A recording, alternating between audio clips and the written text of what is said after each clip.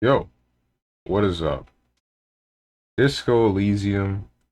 My dumbass forgot to start the game up before I actually transitioned the screen, hence why we're looking at a loading screen. So yeah. Yeah. Oof.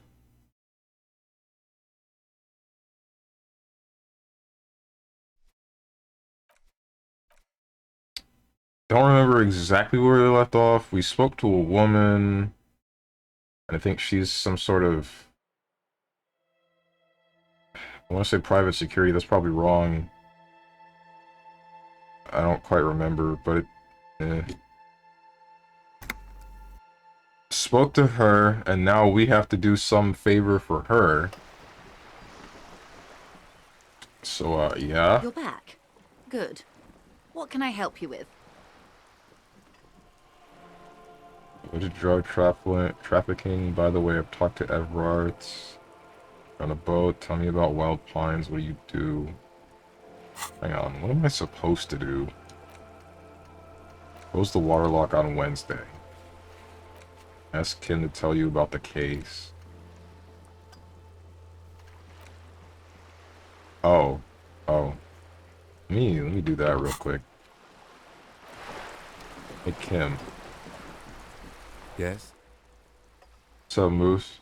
On today's episode of Strongman Z, tell me about the What case. do you want to know? Literally anything about it, I can't remember a single thing. Would you say this is a mysterious case? From different precincts, why are we on the same case? Actually, this one's a good question. What's up, Hermit?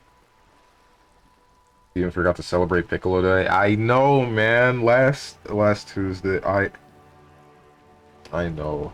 I forgot about Piccolo Day. Yeah, you interrupted your talk with Joyce. Sure did. Why are we on the same case? I'm afraid you and I are pawns in a pissing competition. What? You don't know? I assumed you were in on it. Don't remember being in on it. You know when I'm in on retrograde amnesia. That's good. But tell me about it. No, Better still than an imbecilic cop-off. pop off. It's just stupidity. Lieutenant shakes his head. What kind of stupidity? The cop kind. Our precincts can't decide if Martinez is part of Jamrock or the Industrial Harbor. Yours or mine, as if we somehow own parts of the city. Typical street gang mentality. So we've let the Union make a mockery of law enforcement here. And now it's come to its natural conclusion. Okay, now I get you. What's up, Buzz Fuzz? I'm gonna play FF13, need to grind. What do you need to grind in FF13 for? The single player, I guess you need to grind the... No, not even. You don't need to grind to... At least I never needed to grind to progress the story. Under leveled. No idea if would you even play 13. Isn't it like a decent game at least? Or decent story? King Behemoth screws me up. Gotcha. So this is a struggle over who runs Martinez. Well, sort of. It's less a matter of who gets to police Martinez than who has to. It's an orphan district, in other words. Oh. I think the dispatch desk just told both our stations about the hanging. There was quite the brouhaha at the 57th, I can tell you that. Time to settle it, they said. Cop off. But I assure you, I am not their finest or toughest, with 102 cases solved. What I am is least interested in a pissing competition. So, he volunteered to represent the 57th, but not out of competitiveness. On the contrary. Wait. What?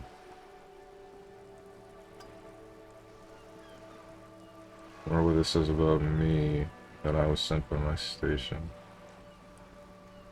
So you volunteered to spoil it? Yes. I'm an unrepentant spoilsport. Lieutenant appears pleased with this. Okay. I wonder what this says about me, that I was sent by my station. Raises an eyebrow, thinking it best to let you make the next move. I was sent to teach you a lesson in style. There can only be one conclusion. I am the finest, a case-solving machine sent to outperform you in every way imaginable. I must be an augury, an apocalyptic omen sent by my people. Can you guess my message? Don't be scared, but I think I might have supernatural abilities. Probably have the unbelievable kill count. What the heck? What's up, Girl Locker? 513 started the whole it gets good 20 hours in thing. Oh. On sale for $10, but I was told the better ones... would get the FF 9 and 10. Oh, that's for sure. That's almost certainly true.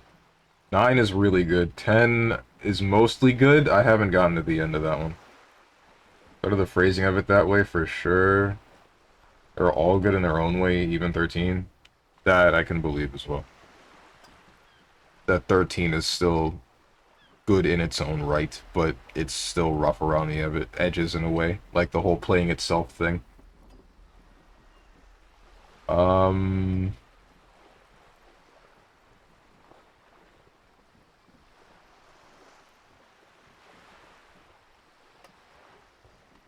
Leave wise was sent unspecified. The silence carries. What's special about Martinez? Martinez? Nothing. It's just a puddle at the end of some drain pipe. No one cares about this place. They care about sports. Most of our colleagues don't even know how to get here. North of the interchange doesn't exist. A tremble comes over you. Another after effect of ethanol poisoning, perhaps. Feels like leaves do when they rustle in the breeze, somewhere far away, below the turbine. The 41st and the 57th. The lieutenant was right. It's not about who gets what's north. It's about who doesn't.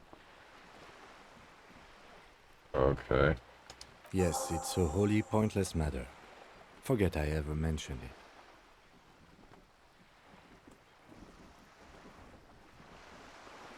Why did the 41st send me? Because you're the best qualified. No, that doesn't seem right.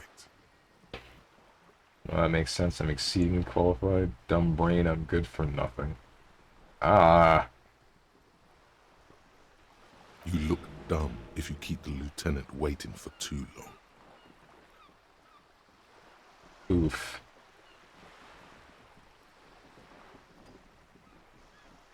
Now, lightning returns, that is true dog water. I've heard the opposite. What the heck? 13-2 is alright as well. I heard that lightning returns is like the best out of that entire 3 games. 13 is good, but Moose is right. Beginning is really slow and took a while to get good. Also, I'm not doing 13-2 or lightning returns. That stuff doesn't even look interesting. Ouch. 13-2, the one with the single worst designed sword I've ever seen. Oh. What the heck? I think you should know that I can't remember anything. No response. He just arches his brow. I really don't remember anything. There was drinking involved. Have you tried concentrating on something other than your personal affairs? There is a sudden, harsh edge to his voice, like he's tired of hearing about your personal affairs. What the heck, man? But I'm completely lacking in basic information about even this organization we're in. Can you help me? Yeah, like...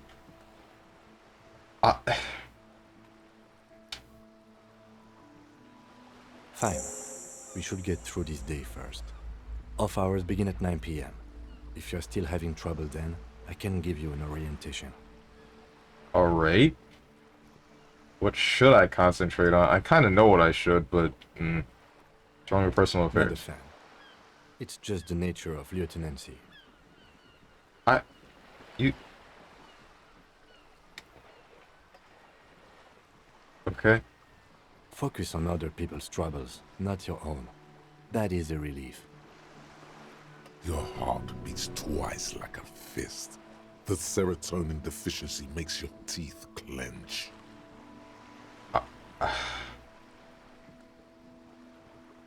I'm gonna say nothing. The lieutenant glances at his electronic wristwatch. Okay. A moment passes. The You lieutenant really... glances at the sports watch on his wrist. Kim's cool, or at least he was, but where the heck did this come from? Like, I'm telling the man, I don't remember anything. I'm gone. It's over. Like, help me out. And then there's just nothing from him?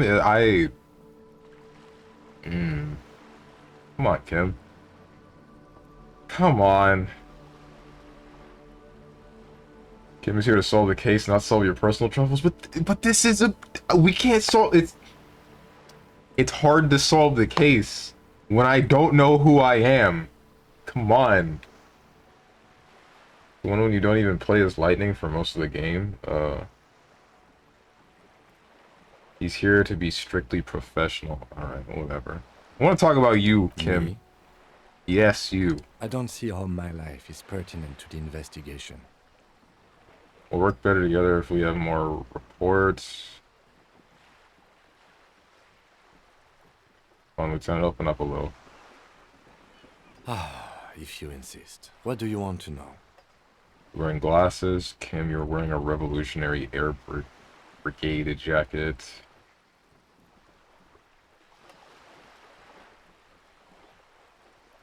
You're wearing a Revolutionary Air Brigade jacket, aren't you? What? This? It's just seasonal clothing. Oh. Those look like airman pants. Good for storing tools. Where is this going? See, Kim, I have this place in my head, point to your head, where I develop new ideas and connections.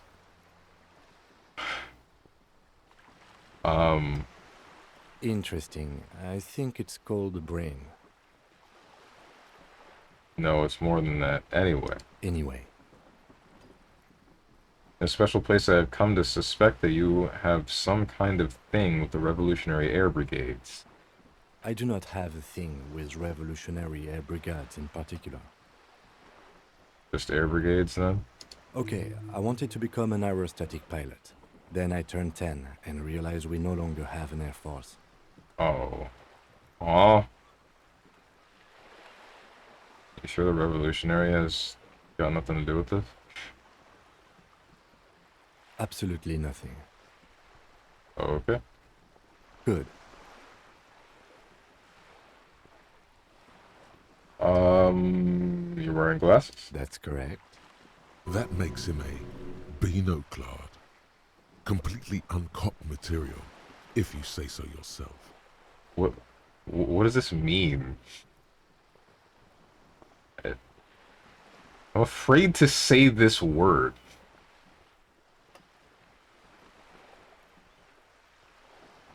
Seems to be that universe's version of calling someone Four Eyes. Is that what's up? Okay.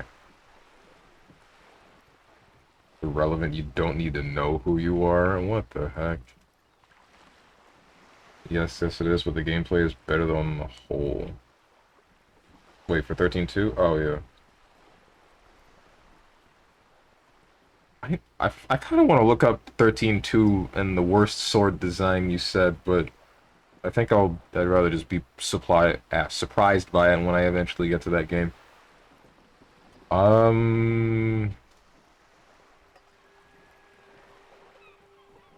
Not gonna call. Glasses are cool. Glasses are cool. Are they? They are mostly just cumbersome. Yeah, you're right. You really are. You don't look like other people around here. That's because I'm half Seolite, or quarter. My father's father was from Seoul. So was my grandmother, but from my mother's side. It's not an interesting topic. What is Seoul? It's a part of the world, officer. A geopolitical entity, and a geographic division. I told you it wouldn't be interesting. You're really making it sound uninteresting. I still want to know more about Seoul. You're barking up the wrong tree. I don't speak a word of Seolite. I've never met either one of my grandparents, and I've never been to Seoul. I'm a regular Revacholier. Okay. Tell me a secret about yourself. No.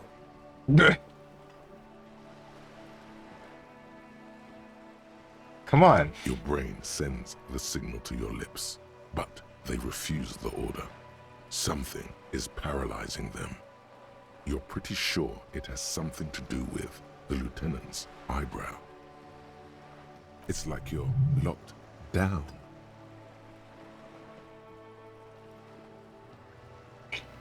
Let me ask, what's happening to me? Something the matter, detective? No. What's going on? Ah. It's like you're a puppet in his hands. Give up, there's nothing you can do. The lieutenant relaxes his eyebrow, and you seem to regain control of yourself. My man looked at me, and I couldn't do anything?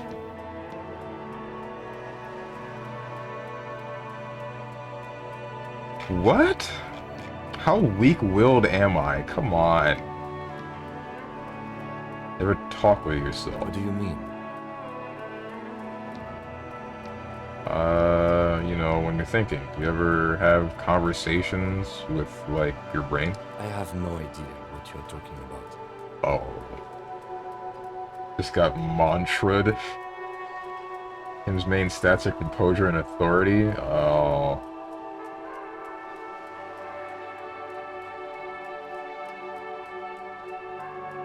So how do you know, at the side of your head, what, like, think?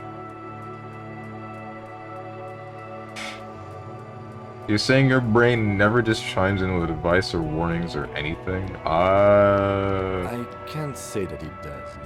When I need to think, I just use my notebook. What? Okay. The lieutenant produces his small blue notebook and idly thumbs through a few pages. You're super lucid, yet psychedelic. You don't need office supplies to connect to your nervous system. You're special. Okay. Good. Let's change the subject. You seem to be following me. Excuse me? What if I want to work this case alone? Nothing, just an observation. You have a distinctive way of walking. If I were to walk in front of you, we would surely collide. What do you mean distinctive? I hope you don't take this the wrong way. It's just a collegial observation. In the 57th, we call it the Jamrock Shuffle. Officers from Jamrock's 41st Precinct tend to move a bit erratically. How's that? They say it's a scene clearing technique developed by one of your lieutenants for gathering evidence. It's erratic, yet thorough. Prioritizes containers. Yes, but containers contain things, shiny things. They're interesting. Kidding me, why containers? Okay then, that's racist, they don't prioritize containers.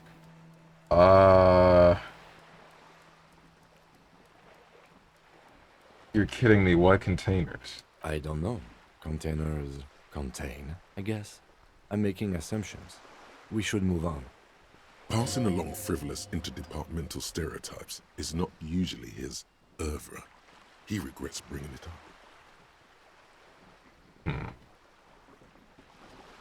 Can't wait to see Steven fail literally every single logic check in the game. Okay.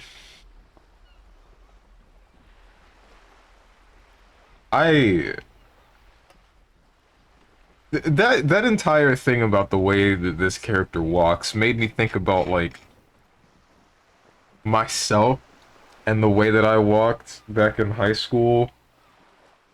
My dad described it as, I walk like my balls are swinging.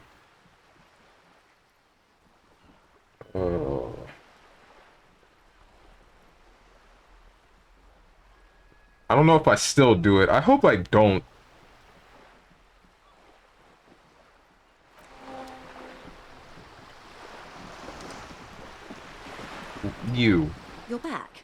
Good. What can I help you with? You're on a boat. Why, yes I am. She looks at the deck under her feet. Green and white sails flutter overhead. Not a lot of people on boats, are there? Does she have a name? The boat? No. It is called Cordelati 19 because that's the type of sloop it is. Okay, but what kind of boat is it? It's a pleasure craft, a 19 pacer. It also happens to be rated for Category 1 racing. Though these days I mainly use it for business. Okay, well what? Oh no, I already... How My do you like it? sloop? I like it a lot. It's the eel's hips, baby. Eel's hips? I've never heard that one before. I'm enjoying this part of the interview. It has so little to do with the murder we're investigating. Wait, you're the... But you're the what? You're the same guy that had a problem with me trying to get my memories back. But you enjoy this conversation because it has nothing to do with the murder? Kim. Alright. I really do, the lieutenant thinks. Is she thrown off yet? He's looking at the woman, assessing her. Even he's being sarcastic? It didn't sound sarcastic, at least not to me.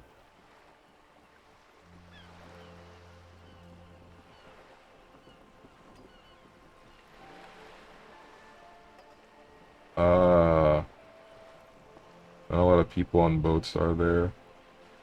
Do you have a license for this boat? Or do you have a license for that boat? Officer, I assure you I'm a highly qualified pleasure craft operator. The crowns of her teeth are porcelain, white as the boat's hull as she smiles. Qualified pleasure craft operator. So charming. Where's the damn license? Okay. I see your license. I just renewed its safety inspection last month, officers. It is completely seaworthy. In fact, it's taken part in not one, but two insulindic regattas.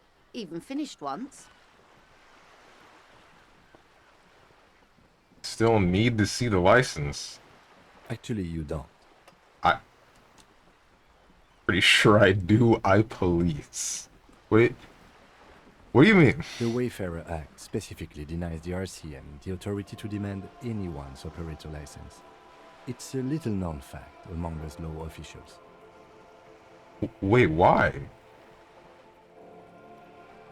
Wait, exactly how little known is this fact? Like the Anarchy Act, in my opinion. So we can't pull over random civilians and demand their papers? That's weak.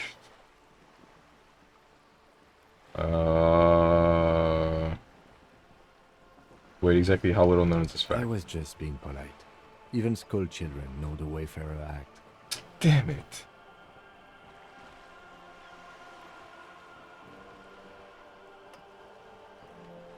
More like the Anarchy Act, in my opinion.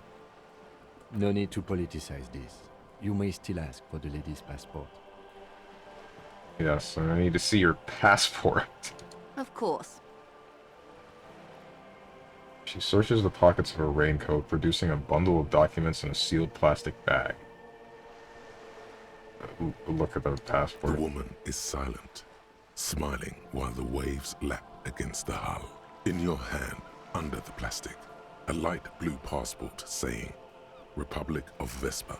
The coat of arms has a lion and an ostrich. Seagent.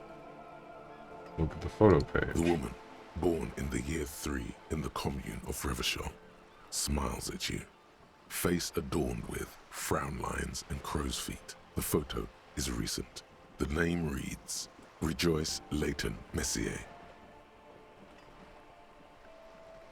Your name is Rejoice? Yes. But please don't call me that. Why? Joyce is much more efficient. I don't know, I like the name Rejoice. You're from Vesper? My husband is. I have dual citizenship. A Vespertine is handier when traveling. Okay. Everything appears to be She in order. nods and returns the plastic bag to her coat. Not a lot of people on boats, are there? Of course there are. We're on an archipelago. How else are you supposed to get around? Wait, we're on an archipelago? No, what do you mean archipelago? I mean, we are on Le Caillou, are we not? Caillou, I thought we were on Revachol. Still, I haven't seen anyone else sail a boat around here.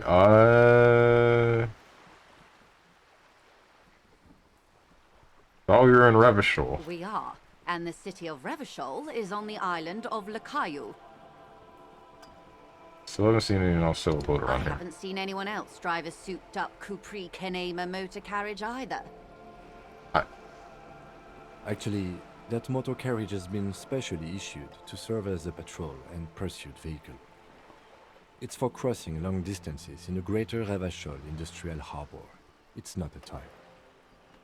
Neither is this.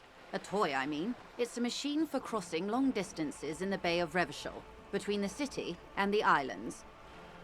Hey. That's supposed to sound like jealousy? That's what I got from that. Yeah, I have a handle on the boat Good. thing. Takes a sip of her thermal cup.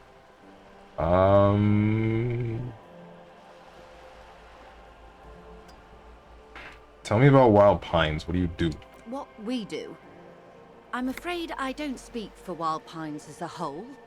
It's a giant undertaking. So, what do they do? The Pines' core competency is logistics.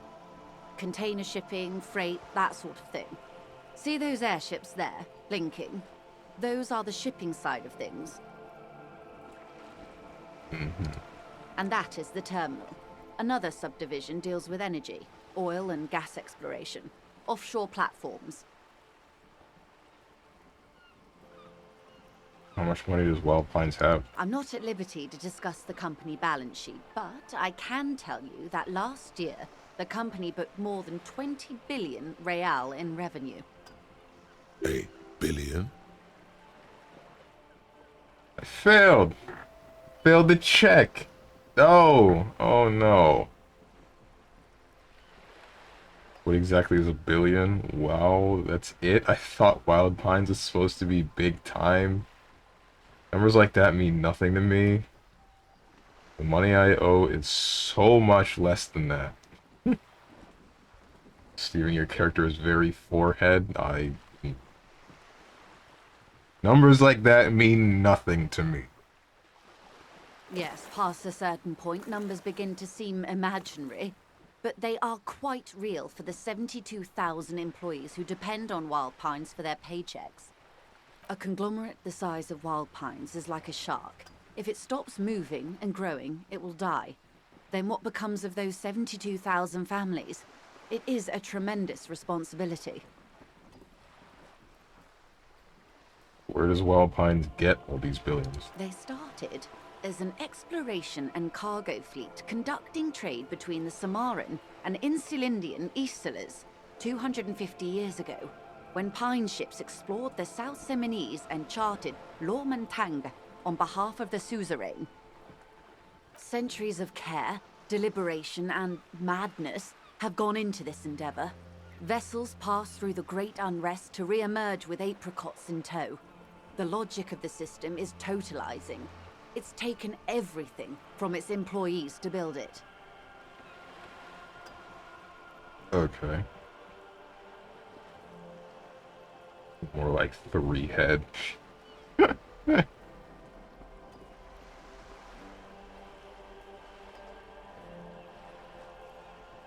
What does such a large system want with a place like this? You mean aside from being the terminal's legal owners, who are responsible for moving 8% of the world's cargo? 8% of all cargo in the world? That's quite the endeavor indeed. You don't keep it moving, the workers do. The company is nothing without them. I kind of want to say this. We built this district. He says calmly. All the best parts of it. Rue de Saint-Ghislain, with its bastions, the plaza's meteor and mosaic. Even some of the old street lamps have been put back thanks to the investments from the WP. She points behind you where the sea walls rise. Before Martinez was swallowed by the industrial harbour, even before it was part of Revachol, long before Terminal B was erected here, the Pines built it as a resort for its Revacholian employees. A company getaway, for a weekend or a summer holiday. Then came the revolution. But that's another matter. I'm here to make sure the Pines can fulfill their responsibilities to the place they built. Okay. By the way, I've talked to Everard Claire. Did I? Who was Everard Claire?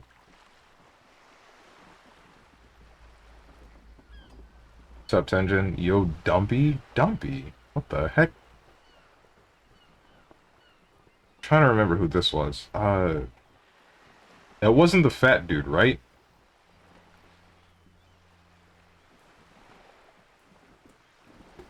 You have?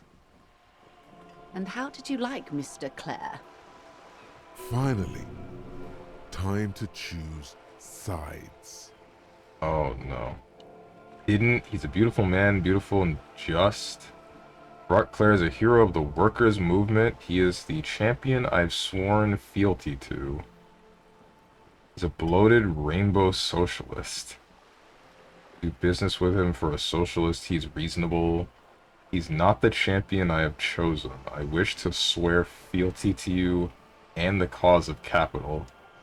It's not important if I liked him. I was doing my job. Was Everard the guy shouting in front of the gate?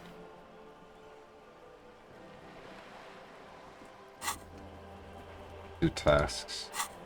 These are things to internalize. I wish there was a thing to let me recall who was who.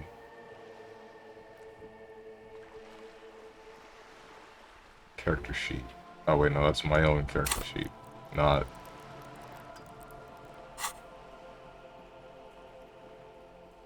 Internalize these nuts. Can we go one day without just a random these nuts?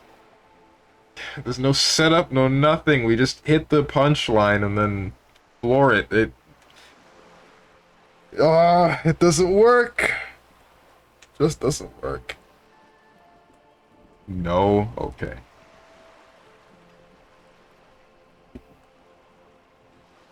Floor these nuts in your mouth. Just like these nuts, they don't work. That's...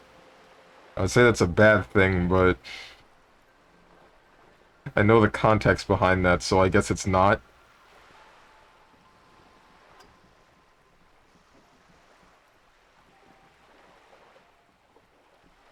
I legitimately do not remember who Everard Clare was. Part of me wants to just look it up. If I could just see a picture of the guy. But I'm afraid that I'm gonna look it up and then spoil myself.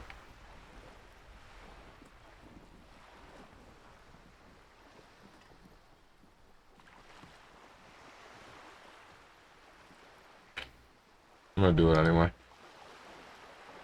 Disco, Elysium, Everard Clare.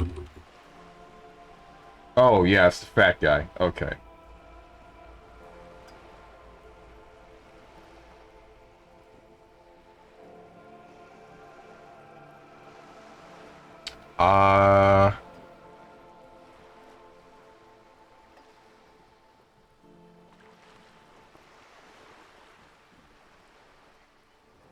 I didn't like him.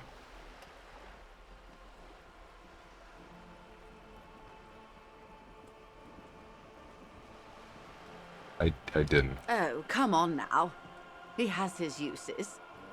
How else would he have stayed in power all these years? Or wait, actually... She answers her own question. Corruption. That's how he's done it. Fantastic, Verm-like corruption, reaching into the bowels of the earth. She looks at the ground and nods. The position of my unusual colleague does not reflect official policy. I hope you understand. The RCM does not pick sides. Of course. And I don't expect you to share anything he told you with me. I'm not a corrupt verm myself. However, if you felt like discussing something, how could I stop you? Are we not human? Are we not curious to hear another person's take? It's only natural. We would only be gossiping.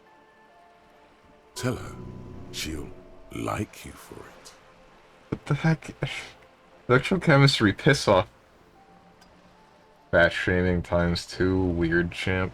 That guy is actually evil, though. I wouldn't say I'm justified. I'm not shaming him because he's fat. I'm shaming him because he's a bad person. Server art is helping me find my gun. I feel like I shouldn't say that.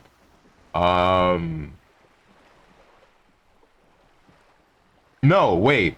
If you might be able to help me. Maybe. I don't know if you actually would, but I want you to. Probably not going to, but I'm gonna tell you that my gun is gone. Oh. That's so helpful of him. The lieutenant looks at you, and you can swear his jaw muscle is trembling. I think I might have messed up. He's able to contain the anger and surprise.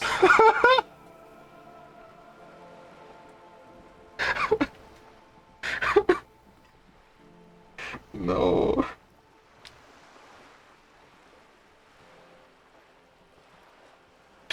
I messed up, dude. When I said be wacky, I didn't mean wildly, grossly irresponsible and damaging to the RCM. Unconventional police officers sometimes lose their guns. They then go around and tell people about this, to gauge their reactions. It's all part of detecting. Thanks for covering for me, Kim. Incredible. Simply incredible. And how is it going? Has this detecting produced a gun? No. No, not at all. Wait, what happened? Okay, so this woman has some information that we're trying to get out of her without too much of a hassle. But I have done nothing but make it a hassle since we began. Where, what's it called? I played into her hands, and now we need to do a favor for her before we can get the information that we need. And on top of that, I have now informed her that I am missing my gun. And Kim got really angry about telling her that. So, but he somehow didn't let it show. Surprisingly. Why did you do that again? Beats the heck out of me. Well, I did have one lead, but I am choosing to ignore it. Of course, he got mad you're undermining your own authority. Mr. Rivart said it's almost ready to be found soon.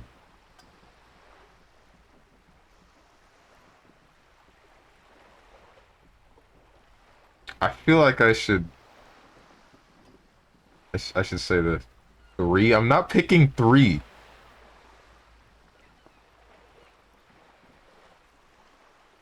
Did he now? Well, then it should be any day now. Unless, of course, he's lying to you. Anyway, was there anything else you've heard? No. We'll talk about something else Of course, now. Detective. Should something come up later down the road, don't be afraid to drop by for a chat. Until then, is there anything I can help you with?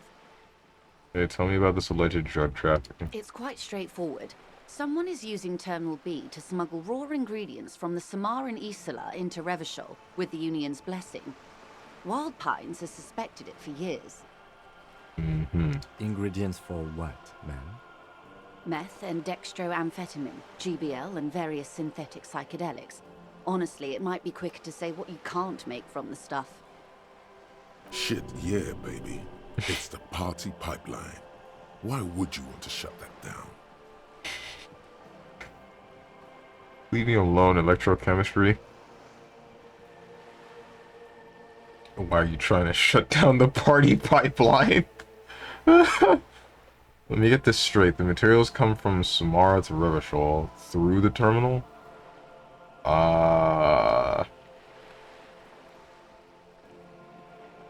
Yes. After they clear the terminal, we lose track. The actual production is taking place at various sites in and around Jamrock Quarter, north of here. Okay. Wild Pine seems to be well apprised of the local drug trade, ma'am. Do you mean to say the Union also produces the product? Sells drugs, I mean? We're in logistics. It's our business to know. And no. As far as the company knows, the Union does not produce it. They transport the ingredients for a cut. And you want us to investigate? Yes, but you won't get anything out of Evrat and the Dock Workers Union. Still, every chain has its weak link. What do you mean? The lorries. Someone needs to move the ingredients from the harbour into the city. Once they reach Jamrock, they're distributed to a network of local manufacturers, well beyond our grasp. But in transit, they are vulnerable. Perhaps you've noticed that a number of lorries are tangled in a traffic jam at the roundabout just now. Interview the drivers who are still hanging about. One of them might be waiting for a crucial shipment. Gives you a knowing look. Her irises are light green, like the river Esperance in bright daylight, upstream where it's clearer. What does that information do for me? Bright green eyes? My eyes are like watering for some reason. I don't really know why.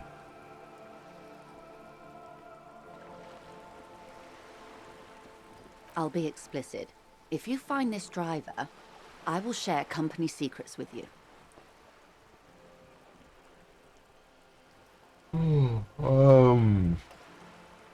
Why didn't you come to the RCM earlier?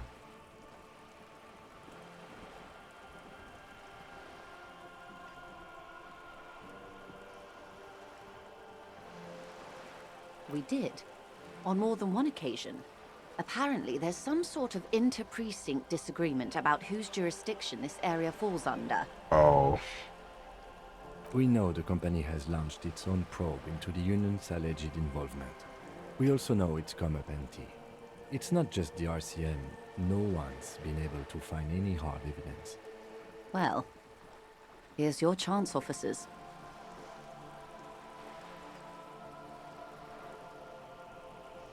By the way, still 120 real, and you only seem to have 3.49. Owe to who? Oh, wait, don't tell me I owe that to the inn. Uh-oh.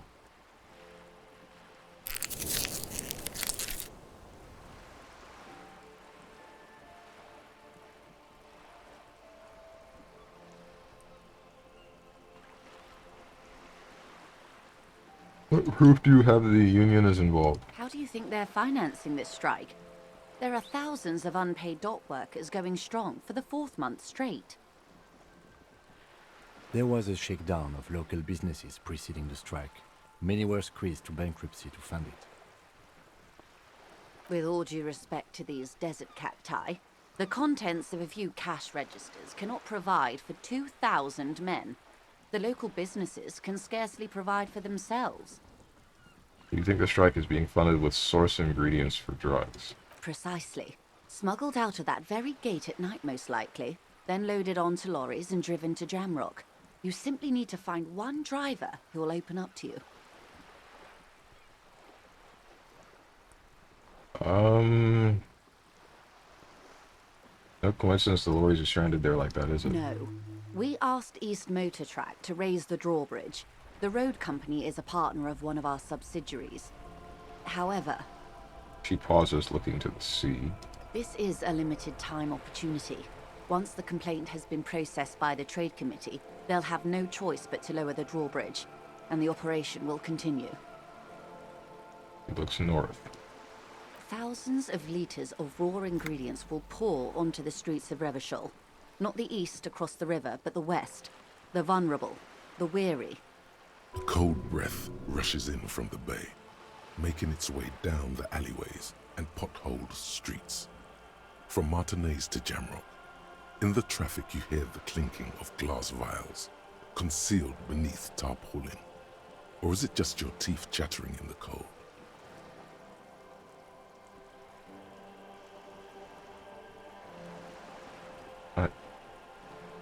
Hang on.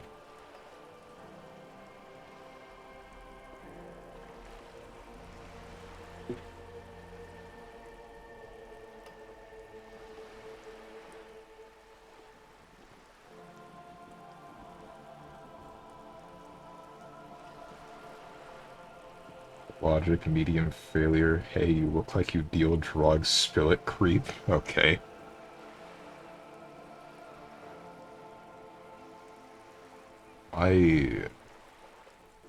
A lot of it.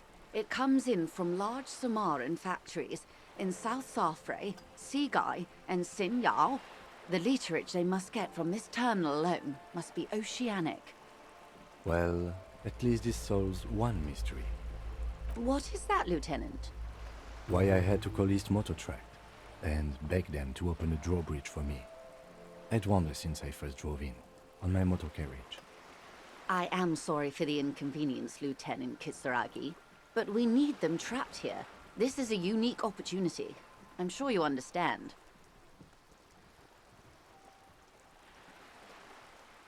But you have some suspicions that one of the drivers was present at the lynching.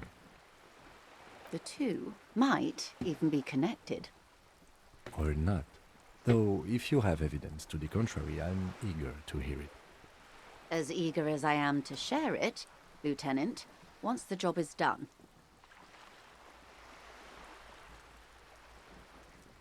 Let's discuss something else for now. She simply nods. Yeah, no, there's nothing else. The lorries, yes? There's no way we can take this. We'll take this case, probe the driver, see what it yields.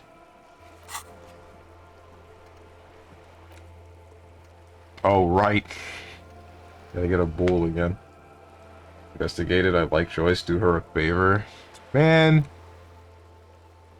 I was probably going to anyway, in all honesty, but it's unclear how you should go about finding a tiny piece of plastic in a world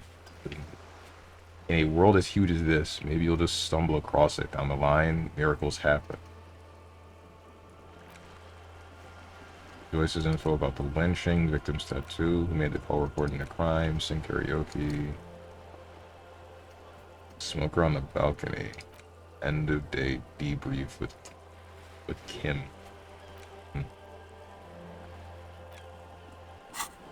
Yeah, sure. Excellent. According to my reports, there are at least 3 lorry drivers lingering near the roundabout. Hopefully one of them will know something. It may come to nothing, or it may just blow the case wide open. I can keep the drawbridge up for a few more days at least. You should have the time you need. In the meantime, let me know if there's any other way I may be of assistance. She takes another long sip from her seemingly bottomless thermal cup. Okay. Hey, psst. Who, me? Yes, you. Word on the street is you're ready to start building communism again. Huh?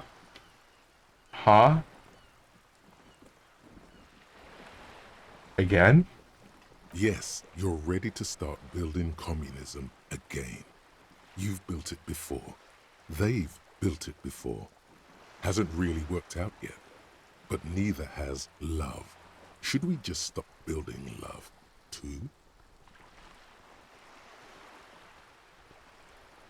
Love has worked out really well for me. I'm a love winner.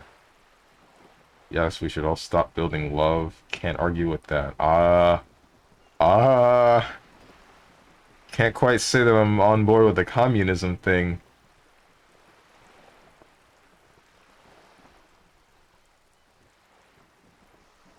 Yes, we should all stop building love. This conversation isn't really about love. Try to keep up, okay? This is about the communism you've promised to build. Word on the street is it's going to be 10,000 times larger than any communism previously attempted. Is that true? How come there's word on the street? You keep saying things like, down with the bourgeoisie, eat the rich, sodomize the landowners, impel all people who have more than 25 real in their pockets, literally murder all human beings regardless of their political beliefs. That kind of stuff. I did not say anything like this. I haven't said anything like this. I've said some mildly left-wing things, but none of those. I have said some, but none of that. Oh yes, the mask of ambivalence. Don't deny it. You're about to rip it off and reveal the monstrous seven-eyed lamb of global communism that would devour and masticate mankind. Everyone can see that.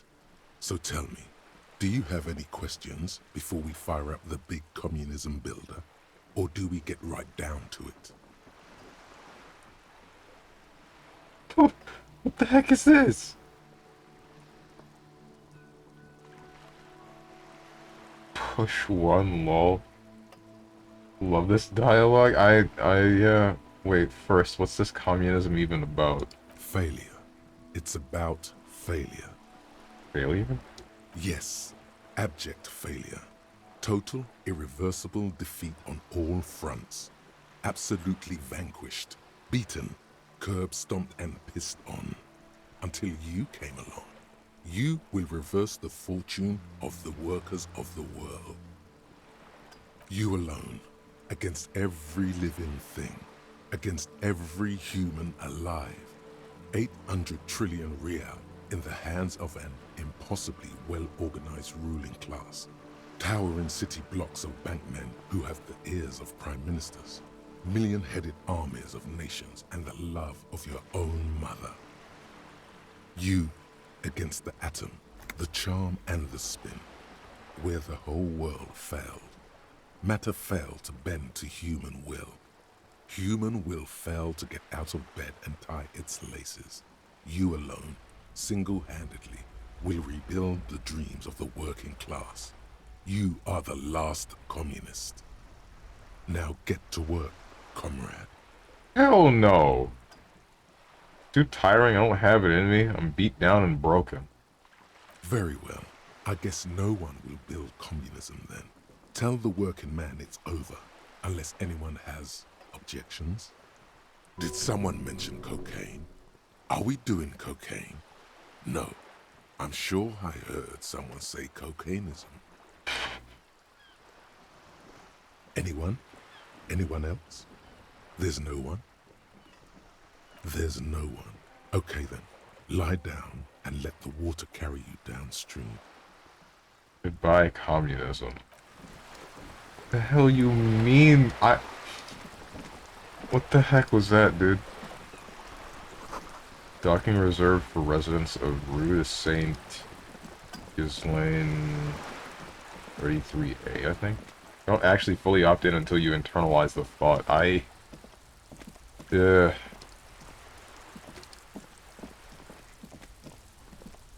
Just an ordinary wall. Nothing to see here.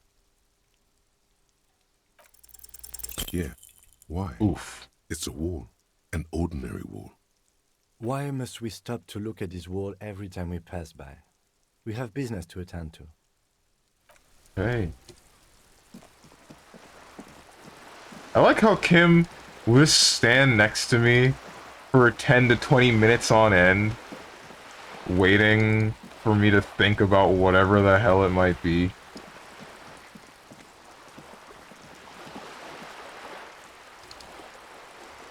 They're the things I've seen and said.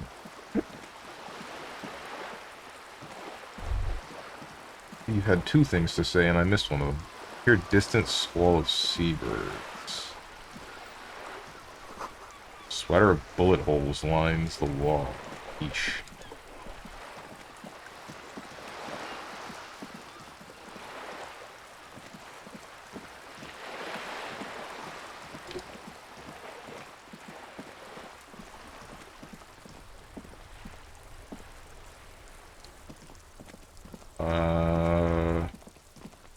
Let's go into the bookstore.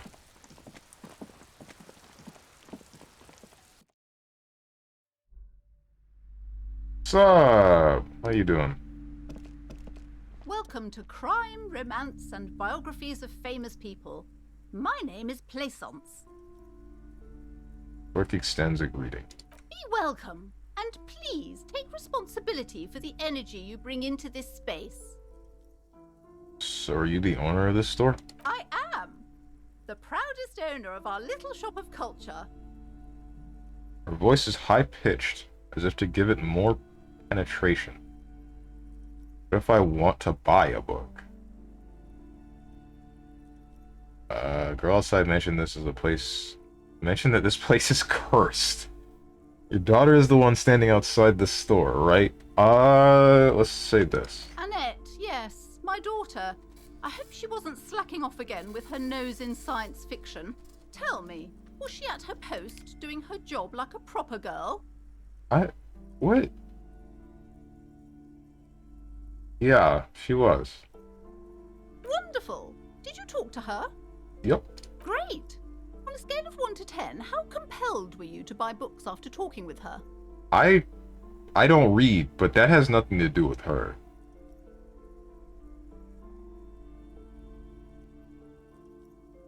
You didn't give the girl a 10? I'm thinking about it. She was nice. Not going to grade a human being, I don't do that.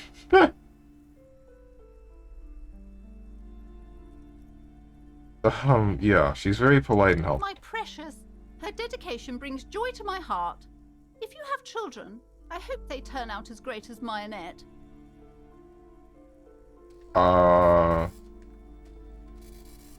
The way you're handling her strikes me as wrong. And that is quite the trooper. She's great value added. Here to dismantle the free market and abolish child labor. What the heck? Just opted out of communism, but push 3.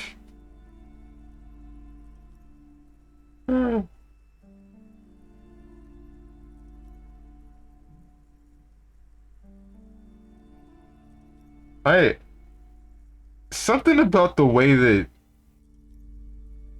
she treats her daughter makes me think like something's up. I kind of want to say this. I'm going to say this. Mind your own business, sir. In our society, people don't get to tell each other how to raise their children. It's none of your or anyone's business. Okay. Let's change the subject. The woman before you scans the store, her shoulders rigid and tense. Every now and then, she nudges her glasses.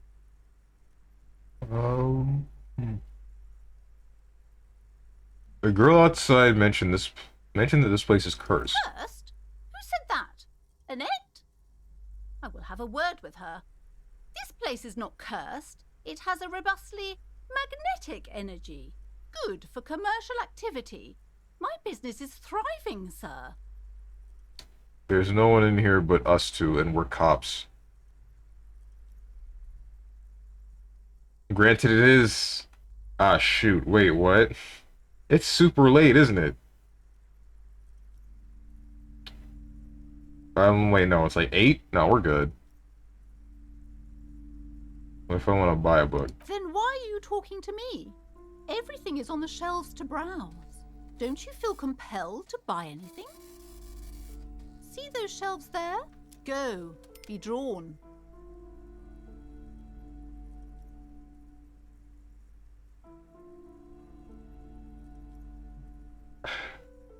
So what type of books do you have? Everything is on the shelves. Take a look yourself.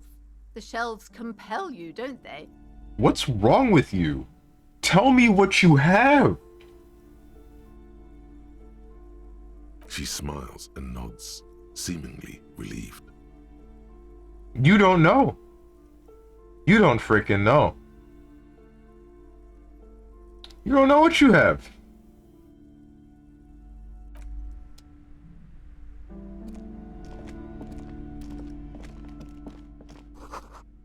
Gift books and molten candy. Not like you have enough money to buy anything. You right, but still. Old source magazines tucked away in a dark corner.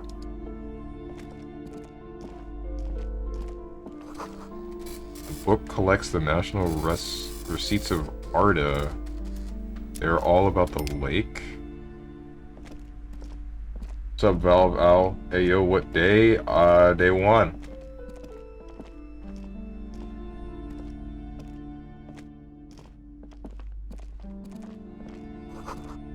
Quaint picture book brochure, very colorful. A tome of fascist magic, rather candid.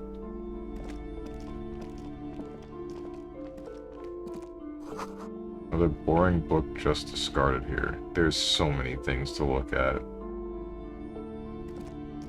This bookstore is not strictly about crime, romance, and biographies of famous people.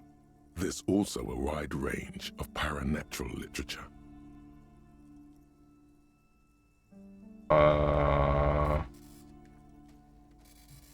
Storekeep, what books are these? Sir, please, no browsing in that shelf. That wisdom is not for free. What? I can't have you end up, like, opening a police store next door and stealing my customers. Oh no! What? What do you mean? I'm looking through the shelf. Amidst the various books, you find one written by someone named Matthias W. Dundas. It's about wholeness, unity, balance. The point of the book, and many others on this shelf, is to give people medicinal advice in situations where they don't have access to paid health services. How does that work?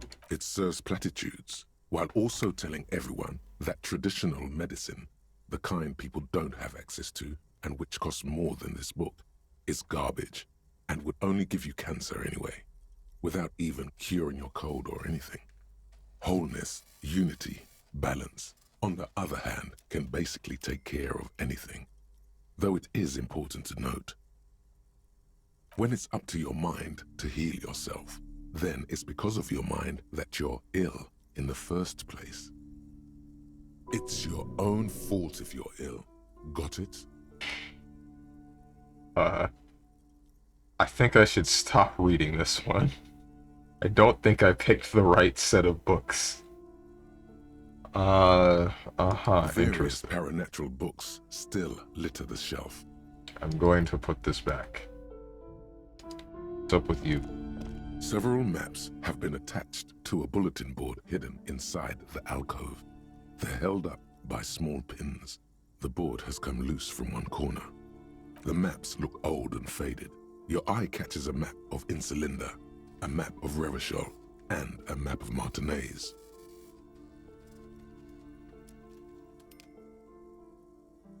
I'm good. The plaque on the shelf reads, Biographies of Famous People. You see a large variety of names, none of which ring a bell. I will look through that soon. These shelves are overburdened with books from the same series. You see the name Dick Mullen over and over. A couple of spook novels hide amidst all the detective books. Thrilling tales of spycraft and daring do. I'm still good. I don't feel the need. What's up with this?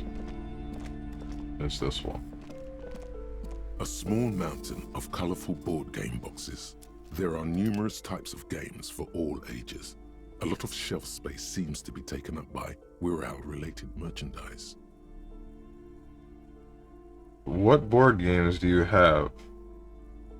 Or I'll just look An through it. endless variety of source books, lore books, and codices litter the table.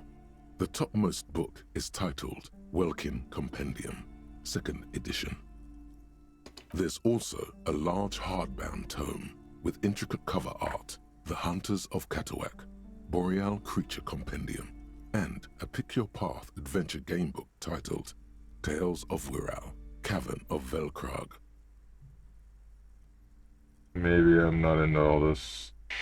A towering mountain of colorful board game boxes and Wirral codices. Yeah, we're done. FYI, you can purchase and read books from every shelf, and they all have unique dialogues with yourself. FYI, you can buy a board game and play with Kim. It's as great as it sounds. Okay then. The display rack is brimming with worn paperbacks featuring an extremely muscular, sword-wielding barbarian on the cover. Nearly all the titles contain the word Hyundal somewhere. I'm good. Need money first for either of those things, though? Right. You see a set of tattered curtains blocking the way to another room. A strange cage-like trinket dangles from the curtains. Excuse me, officer. The back room is strictly for employees only. What's behind the curtain? Nothing. Now please go back to browsing the books. Don't you? Oddly enough, Oops. the more she tries to draw you away from the curtains, the more alluring they become. Pulling open the Just as curtain. you're about to pull apart the curtains, the petrified voice of the shop owner cries out once more. Sir, don't touch that. I told you it's off limits for the customers. Her hand has closed around her pendant, her fingers nervously playing with the talisman. Parapsychologically speaking, we're done if you decide to open them. I won't be held responsible for the consequences. It's too dangerous. She looks away, mumbling. Why is everyone always messing with the curtains? Why can't they just buy books like normal people? About the curse, that's why you're afraid. And this is different. I'm a police officer. I need to go in there. But I sense this place is calling for me. And must investigate beyond the threshold. Don't care, you can't stop me, I'll open them.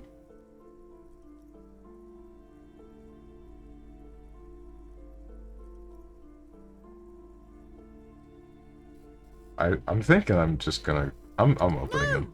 Please just talk to me, officer. Come here and let's talk this through before you decide to do anything extreme. Lies. Rip them open, we say.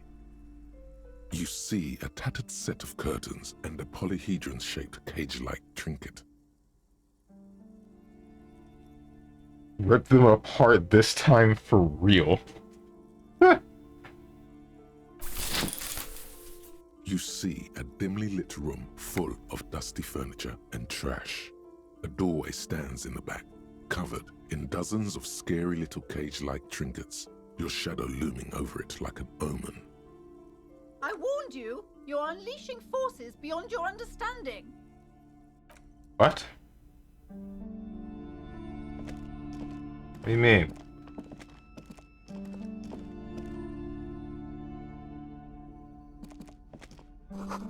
Ghostly silhouettes of hair dryers. Vaguely androgynous portrait of a man. Merely looking at that unmanly haircut threatens your masculinity. Okay.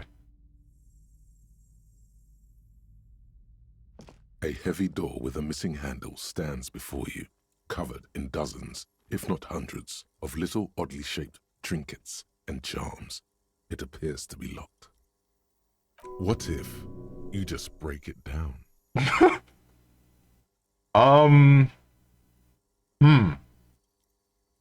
Maybe I should break it down, but not before I strategize.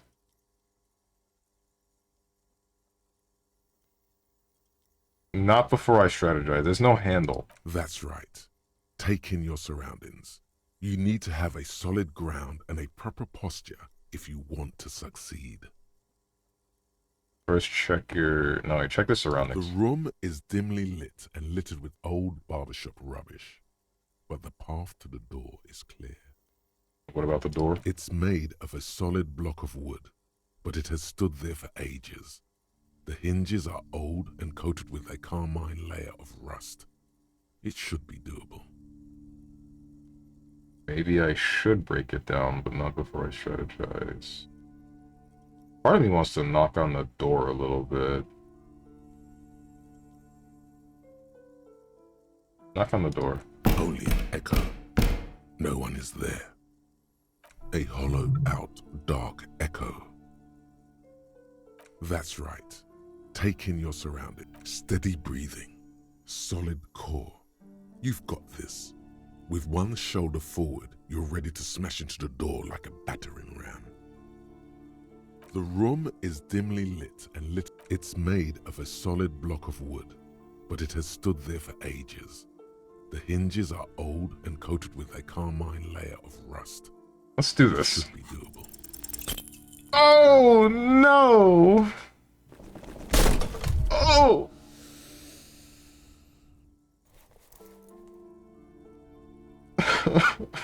Ow, shoot.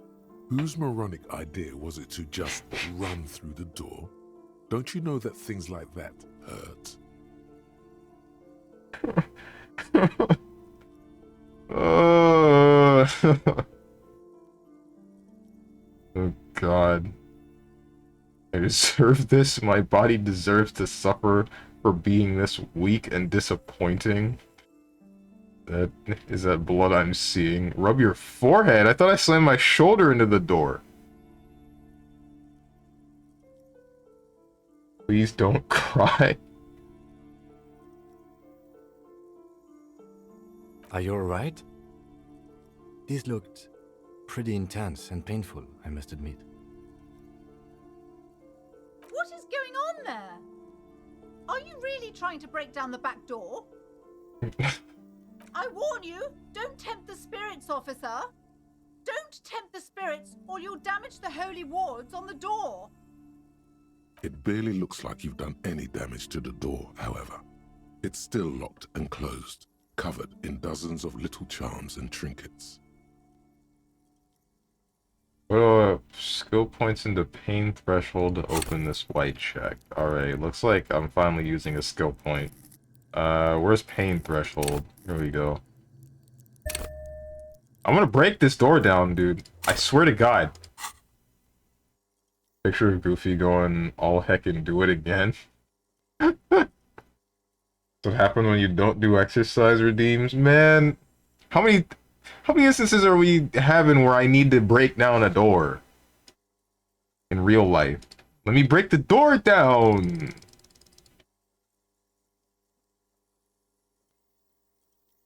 Blind? What do you mean blind?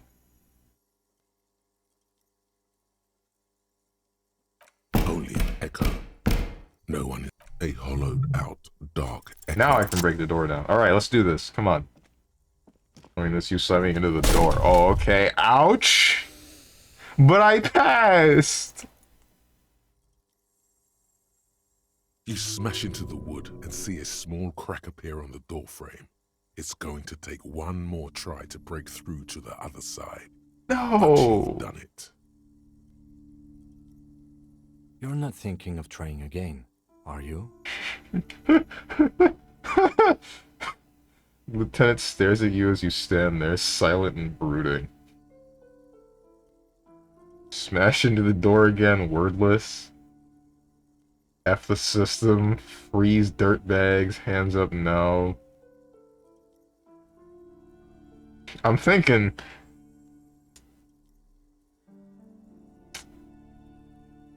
I'm thinking 5. If it's not 5, then 1. No, I feel like it's funnier to just not say anything. Just do it.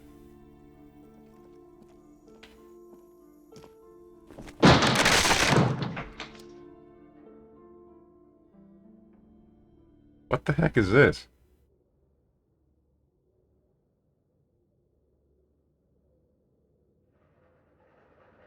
This is just a...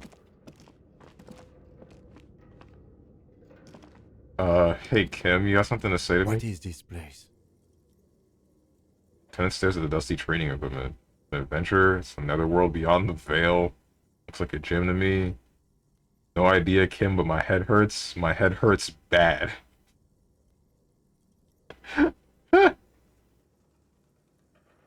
Yo, a gym gets swole.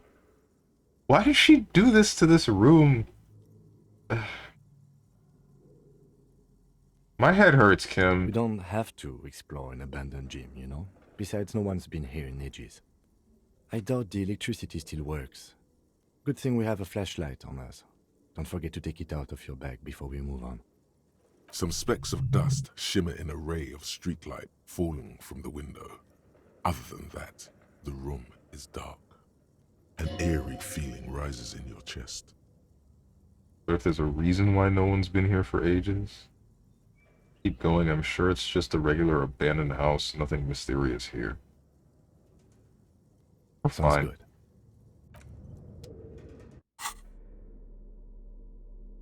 Something, don't believe in ghosts.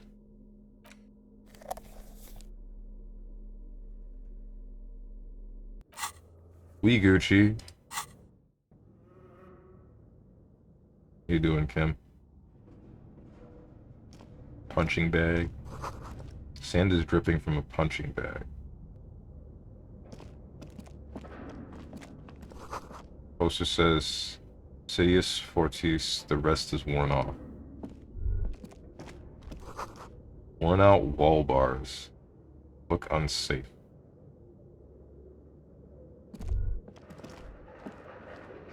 There's a ball?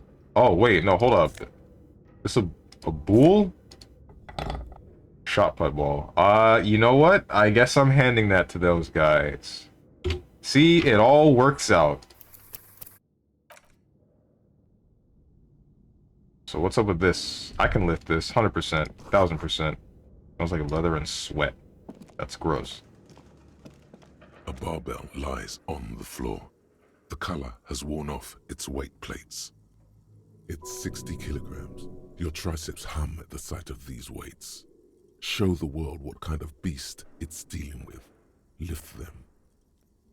Hell yeah, we can do this. -1, head hurts. Hell yeah! Woo! Screw the world. I bend the spoon with my mind. Conjuring up an inhuman amount of strength, you raise the barbell up in the air. Your biceps tremble, but you're a savage. This is a children's game.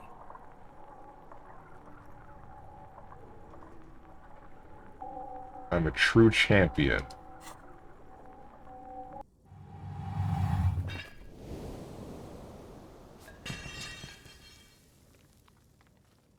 A warm wave of accomplishment washes over your head as you drop the barbell to the floor.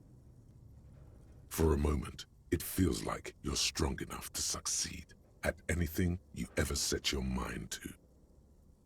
Good technique. The lieutenant nods with approval. That's crazy. I'm cracked. What's up, quote?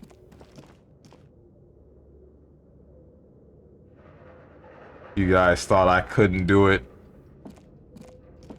Got a new job again? Oh, sick. Always blocked by old window panes and debris. Why is it so freaking dark in here? Oh my god.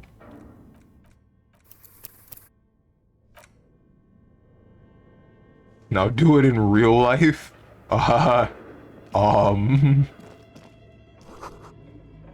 large demijohn full of strange liquid. Wild animals stare at you in the dark, stuffed and mounted. Hey.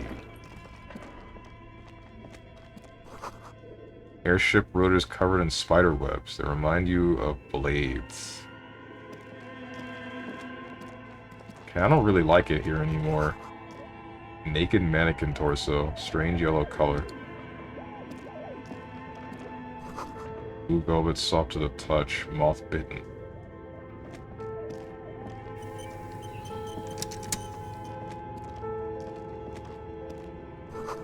Steel rotor blades bearing a slipstream logo.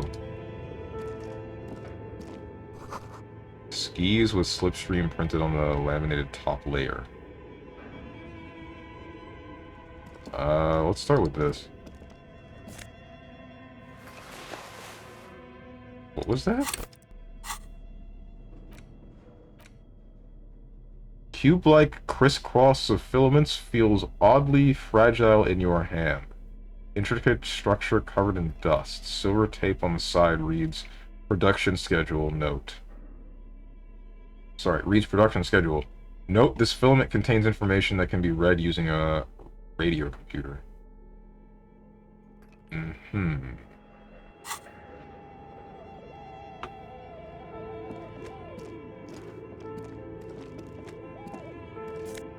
Oh, hey, money.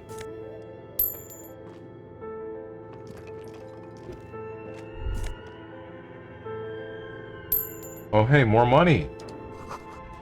Where are the clothes it used to display? Full-blown tobacco shop. Oh, shoot. You work at a tobacco shop? What does that sell other than, like, cigarettes, I assume? And probably cigars. Still chewing tobacco? People still use that? Almost like Kim said the power was out.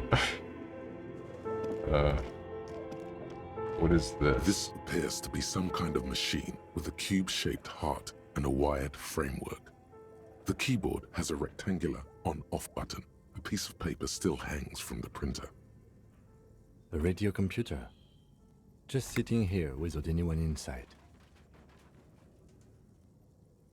What he means is that these things cost money. Why would anyone just leave it behind?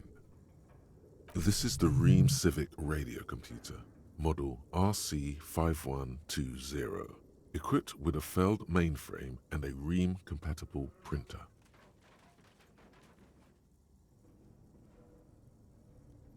I'm just gonna turn it on. The machine lights up like some prehistoric animal stirring from its slumber, revealing fluorescent play and print keys on the keyboard. The hatch on the machine's central compartment is wide open.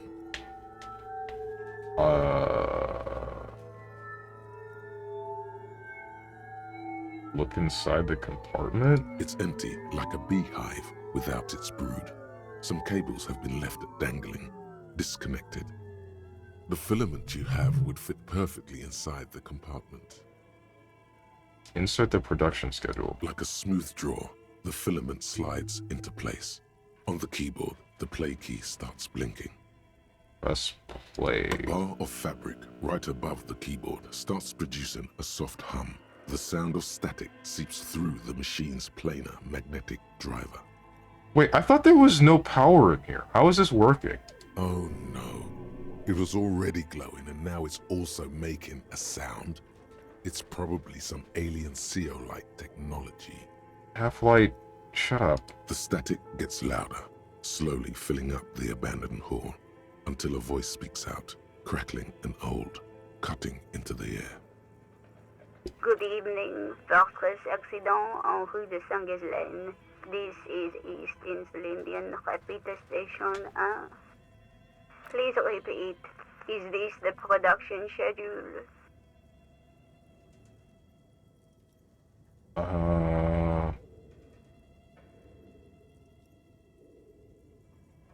What's the production schedule? The filament you have inserted into the reader. And that glowing thing I put inside? Yes. Is that the production schedule? Yeah? Good. Please repeat the password.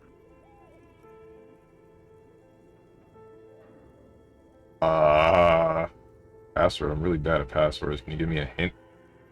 No. Okay. I don't know the password. Received. I will register this login attempt. That sounds bad. A login attempt. Something a criminal would do. Wait. Don't worry. Passwords have a way of turning up sooner or later. Fortress accident. Is there anything else I can do for you today? Why did you call me Fortress Accident? Fortress Accident is the company on whose name the terminal you are currently using has been registered to.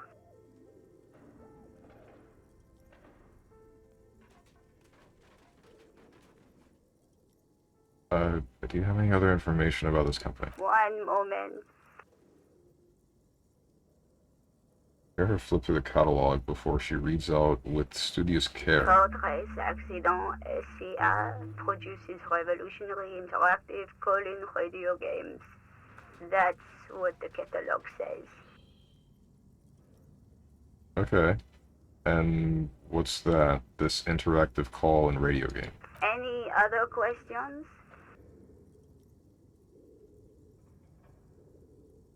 Okay. You hear her ask when the connection finally improves. What are you, a machine or are you alive? Yes, I am alive. I am 74 years old and my name is Yvonne. She repeats passwords. Programming people are all paranoid. Hmm? Yvonne, my partner tells me that you're here because radio computer guys are all paranoid. Okay, but where are you? How did you know where I am? I work as a repeater at the East Insulindian repeater station. It's my job to know where you are, Fortress Accident. As for me, well, I am sitting in my cubicle, surrounded by a wall of radios. On an island on the river Esperance, a small woman, all skin and bones, sits in a room filled with audio equipment. Thousands of tiny lights are reflected back from her prescription lenses, like stars in the dark. Now, please tell me if there's anything else I can do, Fortress Accident. I guess that's all. Thank you, and goodbye. The old lady's voice disappears along with the static. Tiles on the cube are still smoldering, casting the framework in a soft glow. Fluorescent play and print keys shine on the keyboard. I'm afraid to press print, and I feel like it's gonna ruin everything. I'm gonna do it Nothing anyway. happens. Okay. Wait, so did we just... I'm kind of confused on what we just did, Kim. What did we just do?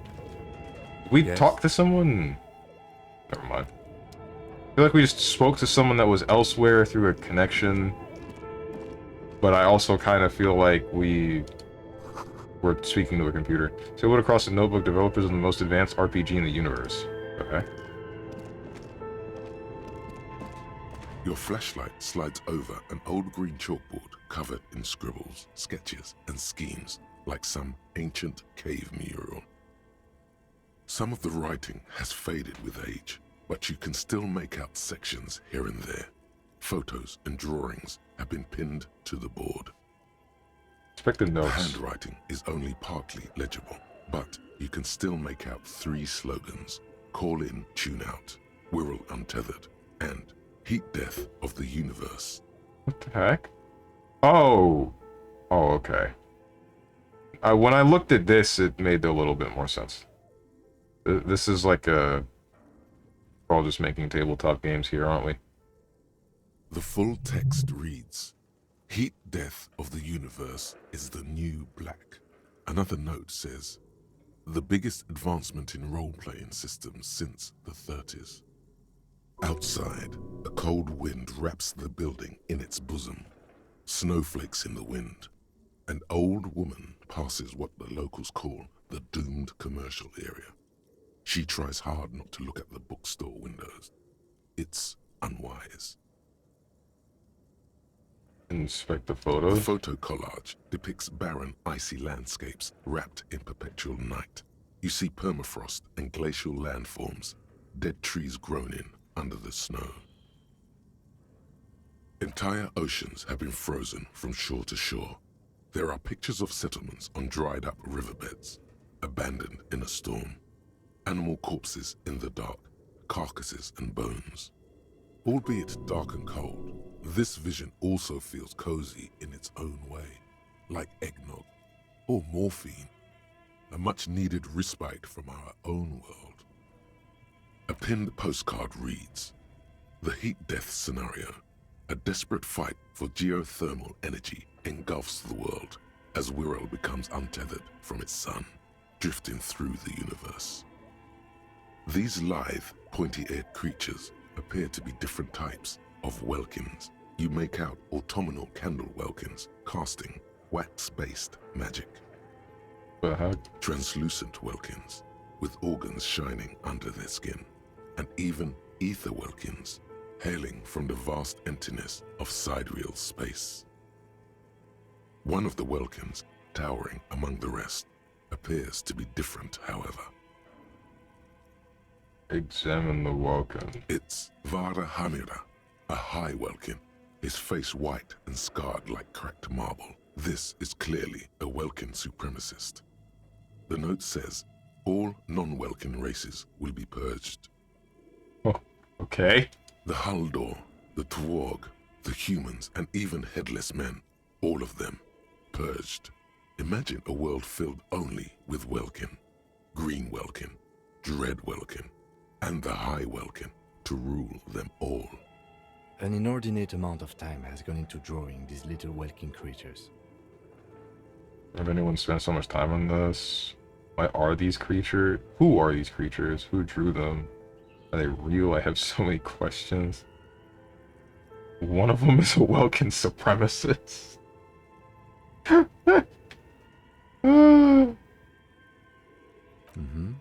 Political commentary. That one has a great beard too. Lieutenant nods at the Welkin's facial hair. Why would anyone spend so much time on this? Some people really like building a world, I think. Even if it's just for a game. Okay. Well, this has been educational. Just look at those details. So much effort. Yeah. This is a monthly calendar from the year 50. Cryptic words like sprint, daily minimi, and GPI span the marker-drawn grid, the grand scheme of production and money. It looks a bit like an academic calendar, only much more brutal. So much pain, back pain, neck pain, headaches, carpal tunnel, chest pain. No gym membership can make up for working in this manner. Keep reading. As time goes on, the numbers in the boxes grow rarer and rarer. The board becomes an empty snowfield in the final days. Only failure and regret dwell in this region. Ouch. Looks like they didn't make it. The lieutenant looks at the frigid ice field of nothingness. A note in the bottom left corner of the chalkboard says, "See the prod schedule filament for details." Uh-huh. This old fireplace is covered in lines drawn in blue and red marker, the mesh spreading over the stone like blood vessels on alabaster skin. It looks ghostly and strangely ancient. What am I looking at? Radio frequencies, it seems. UKV 123.6, UKV 123.7, UKV 123.9. Some written notes, too. Sparse and cryptic. Radio frequencies for what? Unclear. It looks like a cardiovascular system split into veins and capillaries. Very advanced. This must be an elaborate piece of art, so we're dealing with something medical here? You think so? The web is comprised of radio stations, all lead back to one red heart, titled the Game Master Frequency. A note says, this one can listen in on any station it wants. Oh, wait, was this like a radio-hosted tabletop game? Oh, shoot. Is that what they were? Oh, and then it...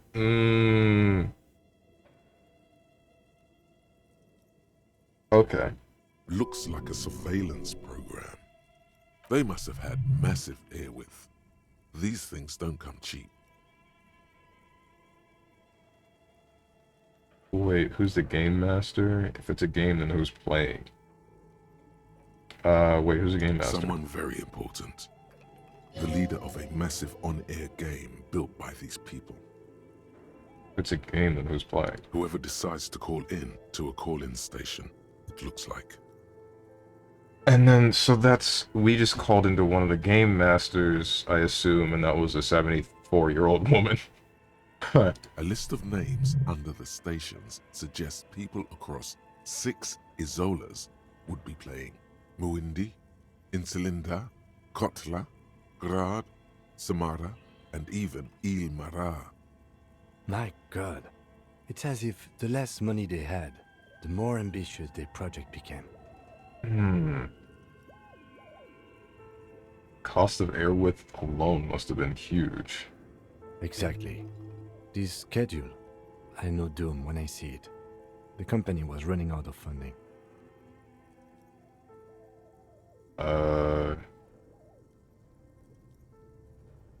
Nothing. It's just lines on marble. An echo from times long gone. No one has used the fireplace in ages. Ouch, dude. They tried. They really did. Not so subtle commentary about the games industry. Okay. It's a cool What do you concept, think though. is going on with that computer, chalkboard, and fireplace? Like an undercover counterintelligence program. It's just a failed business. The only question is, what the hell were they making? Yes, that is the question. Lieutenant takes a step back, steepling his hands. Like he's ready to lay out a fine theory, crafted together like a puzzle box. It looks like one of those popular pen and paper role-playing games, only these people were trying to automate it, make it work on radio computers. Utter madness, he thinks, as a compliment. How would they plan to do it? Has anyone ever done this before? This is a role-playing game. What do you think happened to the company?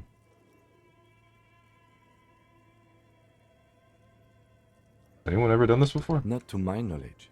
They make automated games in Grad, Messina, Königstein. You know, places with industry.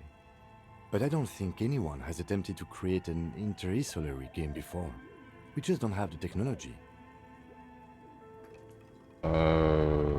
This is a role-playing game? Indeed, those Welkins are a dead giveaway. Role-playing people love that stuff. The world looks like a modified version of the WeWorld board game, with hit death thrown in.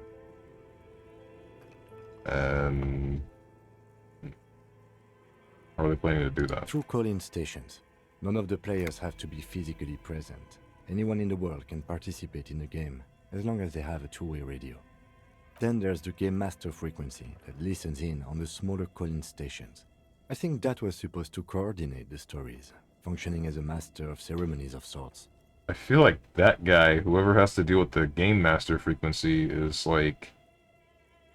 he has the worst job in the world. He now has to pay attention to like 400 different stories and learn how to tie them all together into one storyline. That's a little bit too much.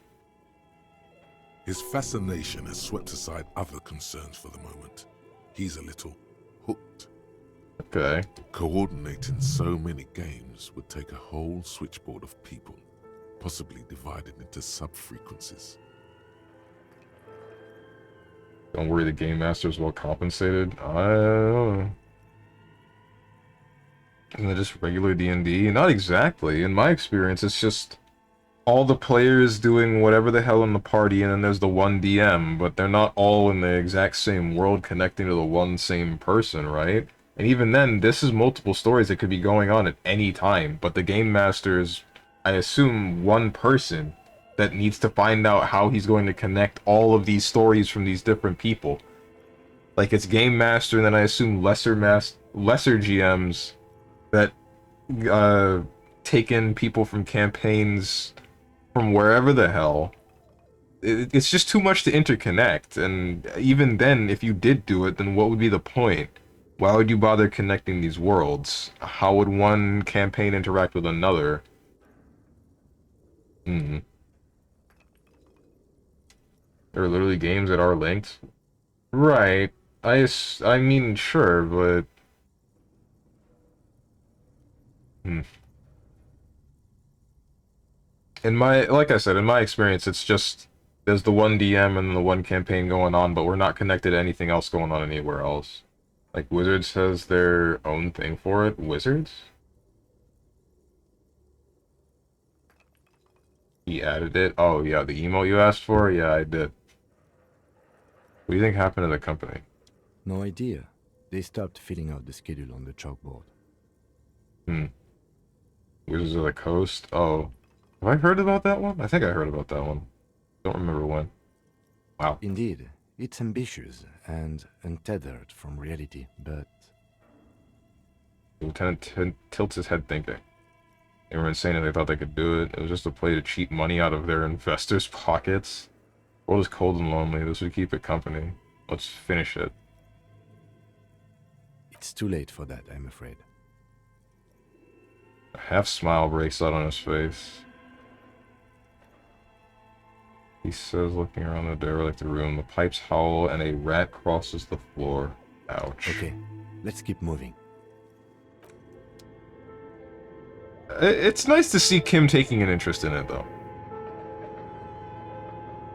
So that means that what I called from there is really the woman that... Oops. Oh well. People that made D&D and Magic the Gathering. Oh. There's so much in this freaking building! Why is there so much in this building, bro?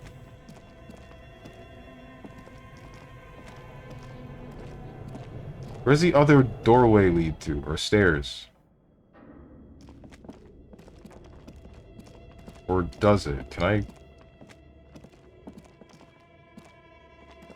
An iron safety curtain curves before your eyes, folded like a bellows. It covers half the room, blocking the way into a colossal industrial chimney. Knock on it. What an odd thing to do. Nothing happens. Knock on it harder. Still nothing.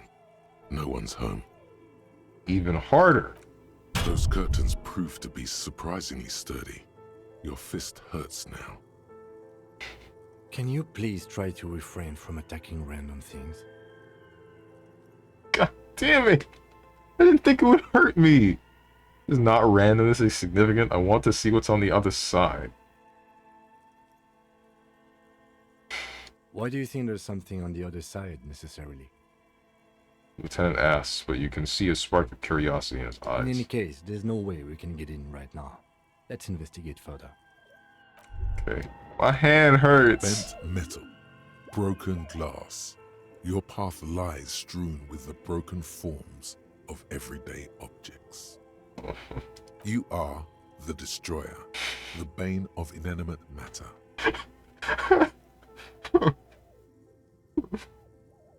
No, no. This is making me remember how I was when I was younger. I would just, like, break things by accident, but... I would break things by accident, not thinking about it, and then regret it.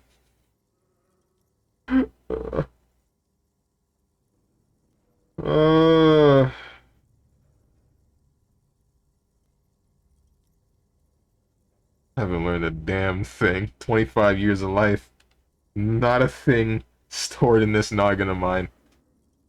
Steven, you should take the opposite approach that I know you'll take. Opt into everything the game asks you to do. No. No. Gaze upon me, stuff and despair. No, I'm just disempowered individual trying to take a disempowerment out on everyday objects. Yeah, I'll rip stuff apart. No, wait, hang on. Hang on.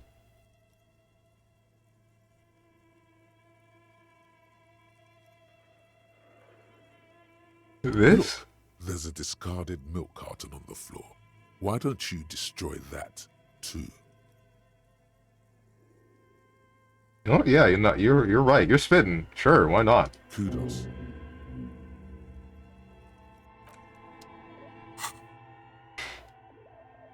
I really haven't learned a damn thing, have I? Anti-object task force. Take a look at your hands. See how bruised they are. See those little scars. This is Exhibit A. The material world is holding you back. Containers, mailboxes, doors, chairs. They are all your enemies. Always have been. Atoms themselves are in on the conspiracy, forming shapes and structures that you hate. You are energy stuck in a body. You are spirit trapped in matter. Break free. Beat up that lamppost. Let it know just how much objects suck.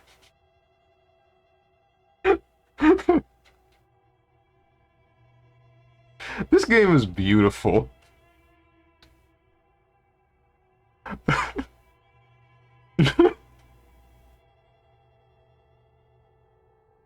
I can only imagine like the person who needed to narrate this game having like a tough time saying some of these lines without laughing.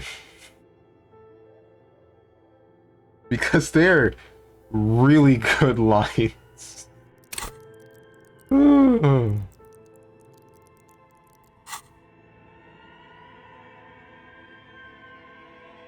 As before.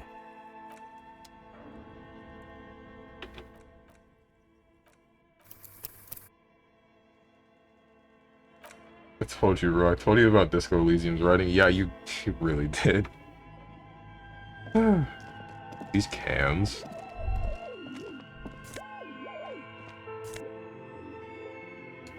Get up! What is this?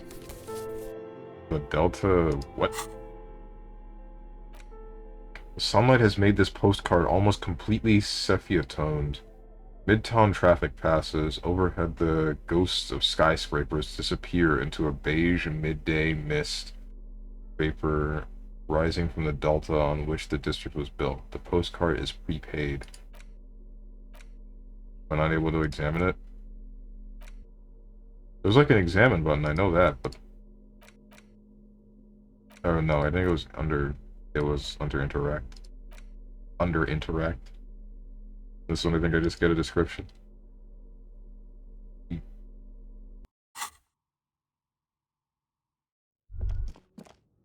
What is this? Floorboards creak. Okay. Shoes in a puddle of melting snow. Okay then, so there's nothing else in here.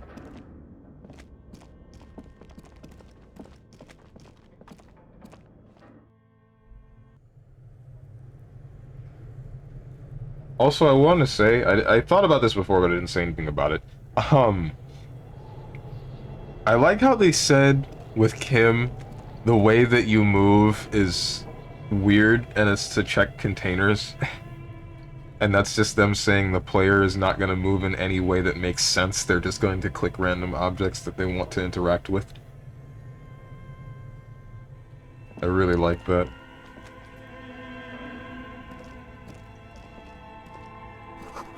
The wall collapsed. It's inaccessible now. The player will also prioritize containers, yeah. The ice cream maker defrosted and unplugged.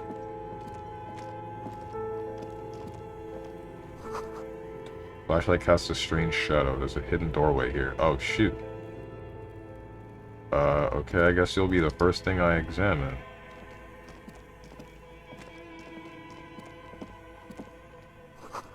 Two rusty rifles are hidden above the piping.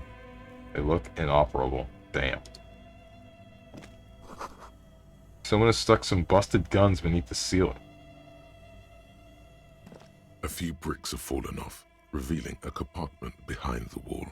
It's too dark to see in. Look inside the hole in the wall. There is, yes. And there also appears to be something inside the hole. Interesting. Do you want to take a look? Okay, I do. Your hand reaches deep into darkness and spiderwebs. Wait. Rummaging around, you find rusty rifles hidden away.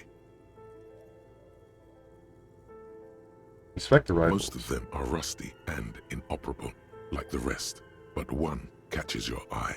A bolt-action model with a fine wood stock, in better cosmetic order than the others. This one looks nice. That's a rare sight. Seems to no longer be functional, but still a beautiful thing in its own way.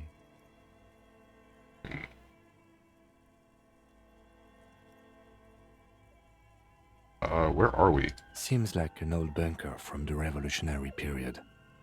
Look at all those rifles. Must be an old weapons cache. What does this mean? A rifle here? It means there are firearms, albeit inoperable, still lying around in Martinez. It's an interesting coincidence, I would say. Might come in useful in the future. He likes this find. Okay. I got a gun! Oh, I can sell it. Okay.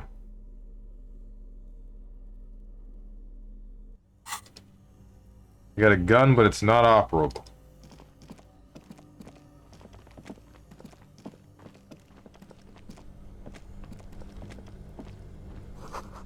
Frozen ice cream maker that's still running. Wait, what?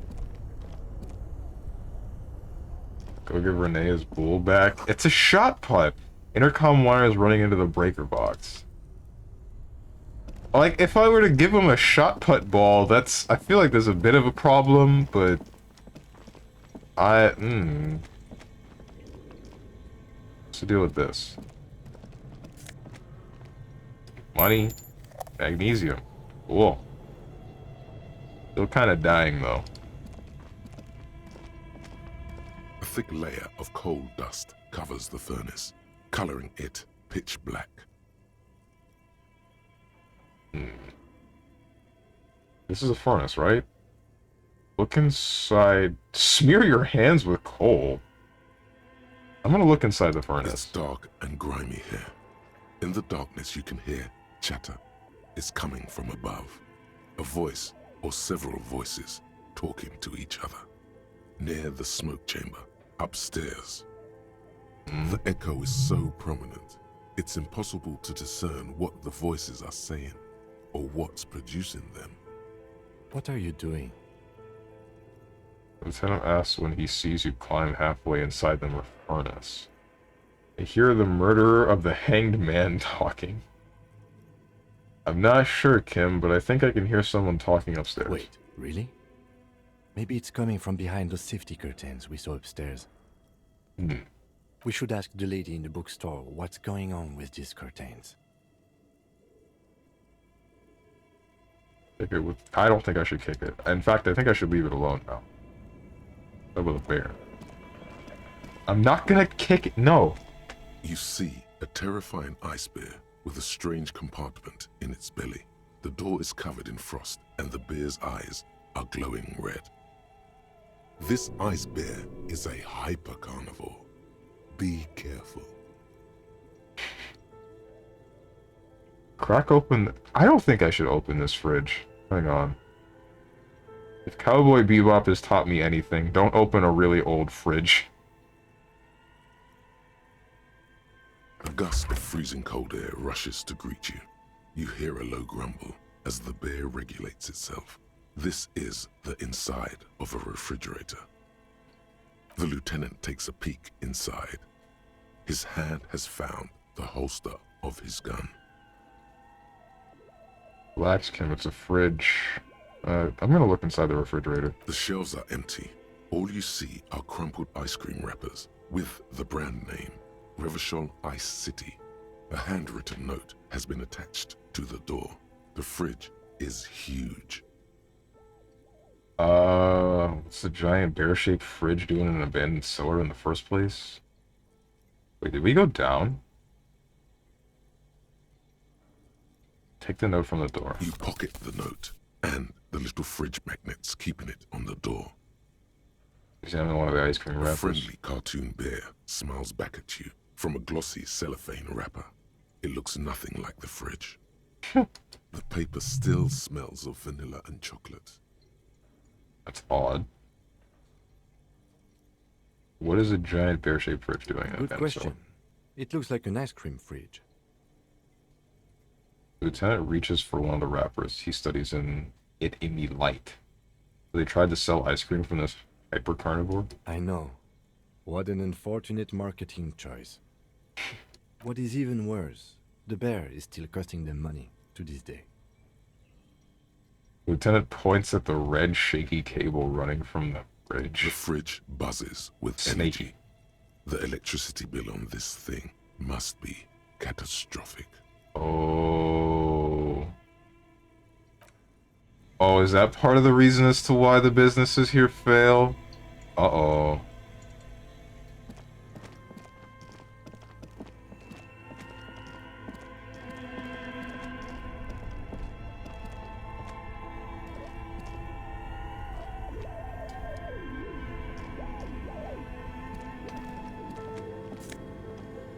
Money and nose effect. Two cables are plugged into the breaker box. The red one leads to the ice bear fridge, and the black one to the ice cream maker nearby. Let's do them a favor. An electric sizzle. The room is slightly quieter now. And then another favor. Something close to you dies with a soft electric purr. Why did you do that? It's black, it's not like it's the red one. Because it's black, the color of the immeasurable cosmos. I don't know why I unplugged it. I do things without any reason. I don't know, man. The lieutenant raises his brows, but doesn't say anything. The electric distribution board now has one cable missing. Like, we're fine. It's fine. Don't worry, man. 3 again, and it's the truth.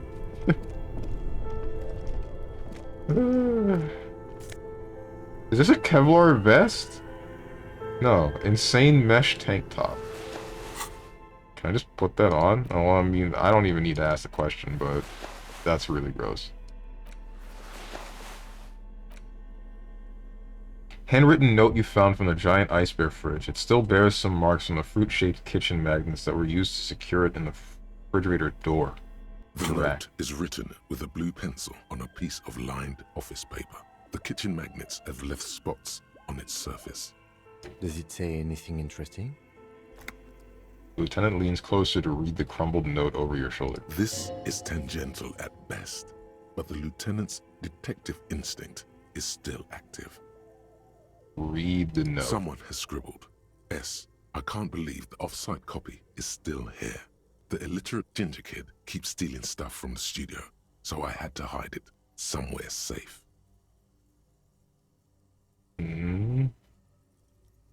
You'll find the filament memory with the off-site copy in the frozen ice cream maker. Please take it home, ASAP. It's important. I'd do it myself if I lived in a civilized place with a freezer. Take care, Sully Soif. I wonder who wrote that note. Looks like someone from that radio game company upstairs. I'm a little surprised they just left their property lying here. Maybe they had to leave in a hurry. That's a plausible hypothesis. Remind me again, what's a filament memory? It belongs inside a radio computer, storing its memory. It's like a tape. You listen to disco tapes, right? It's like one of your disco tapes, only for a computer. Okay. Who's the illiterate ginger kid? Really? You don't have a single guess? The lieutenant looks at you, the corner of his mouth curved into a smug grin. You mean Kudo? I'm sure that child would love to get his hands on a filament memory. Even if he doesn't know what to do with it, he'd probably try to pawn it for speed, based on our encounter. You have any idea what the frozen ice cream maker could be? I don't know. I assume it's somewhere close to the ice bear fridge. Didn't you see one right next to the breaker box? Okay. Yeah, I thought so. This orange machine is dead still.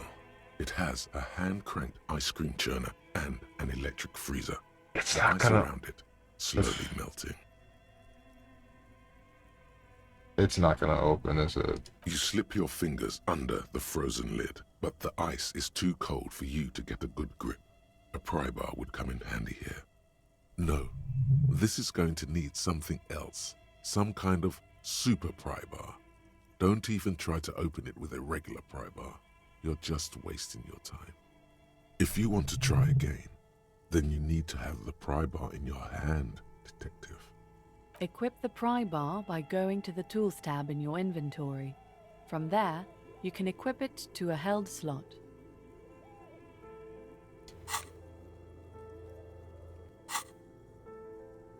Okay. Where...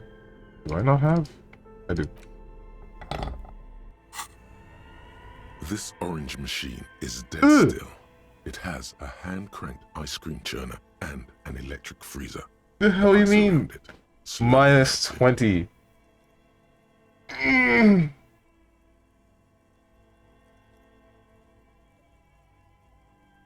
Come on, we got this. The ice Damn squeaks beneath the pry bar. You think you've got the bar jammed in there pretty well, but the lid simply won't budge. What is this? You see the pry bar's metal handle bending right before your very eyes. Yeah, well, that's a good pry bar. I'm not criticizing it, but this ice cream maker is frozen shut. It takes an advanced tool to get it open. Advanced? Where we got one? I have no idea, officer. This ice cream maker isn't important enough to requisition a special tool. Sooner or later, you will stumble upon a tool mighty enough. Then we will know what's in this mysterious ice cream maker. Pardon? I don't remember what was in there. That's the thing. I'm thinking I should turn the... I think I should turn it back on. Both cables, somewhere, a machine hums along with the current. This orange machine is buzzing like an old submarine. It has a hand-cranked ice cream churner on top and an electric freezer that appears to be frozen shut. Turn the ice cream Turning crank. the crank feels oddly satisfying, like stirring your childhood dreams. In the distance, you hear water dripping. Right. What's up, Kim? We should think about calling it a day, maybe. The nights are still miserably cold this time of year. I think I need to talk to the cafeteria manager about my room. You certainly have been avoiding it. Uh-oh.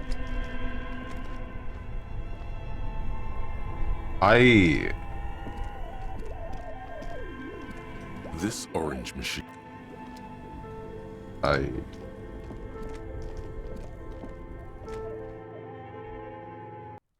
Oh, this just leads out? Okay. Well, Alright. I should put the flashlight away.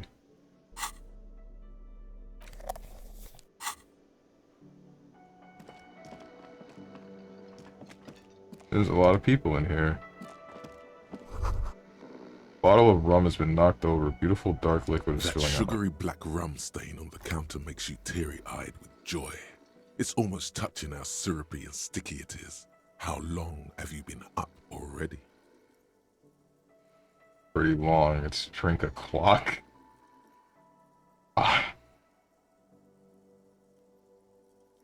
I don't want to. No.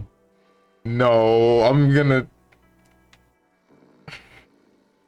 Attaboy. Whatever. It's coming back to him. You had your mesolimbic reward pathway worried there, not thinking about drinking all that time. It was like you weren't yourself. Been secretly thinking about it all this time. Actually, should I be thinking about this? Looks like drinking hasn't turned out too well for me. Now that you mention it, I do need a rum and lemonade. I'd love for Gartz to serve me up a beverage. Maybe you haven't turned out well for your drinking. Have you thought about that? Get a goddamn rum and lemonade to yourself, boy. Or better yet, lick that stain off the counter. Oh my god! Lick it, don't lick it, but only a little. No, I'm not crazy. I'm not that desperate. I refuse to lick it. What happened, man? You used to be cool.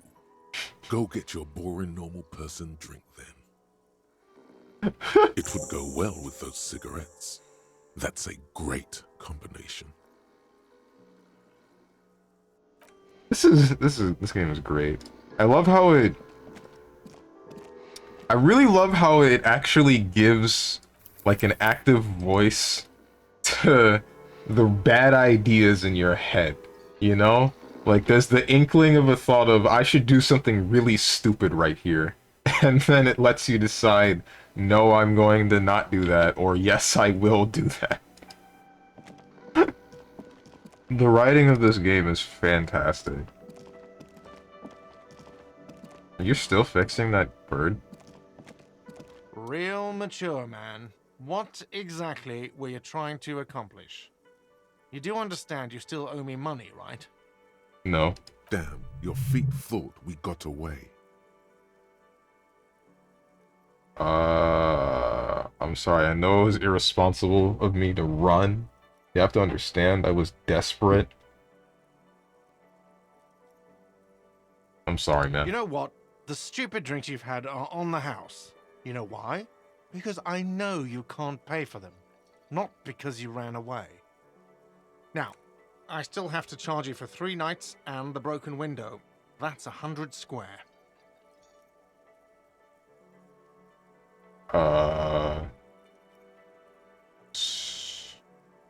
So we're cool? Nah. So we're cool? Not entirely cool. You still owe me 100 real.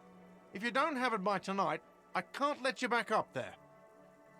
He points upstairs toward your room. Now, what the hell did you want? I assume you wanted something to come back here.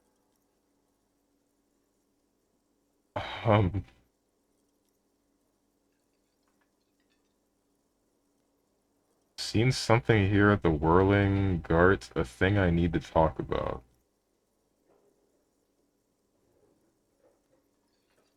Seen something here at the Whirling. What thing? Saw a sign that said the mess hall is reserved for the Union.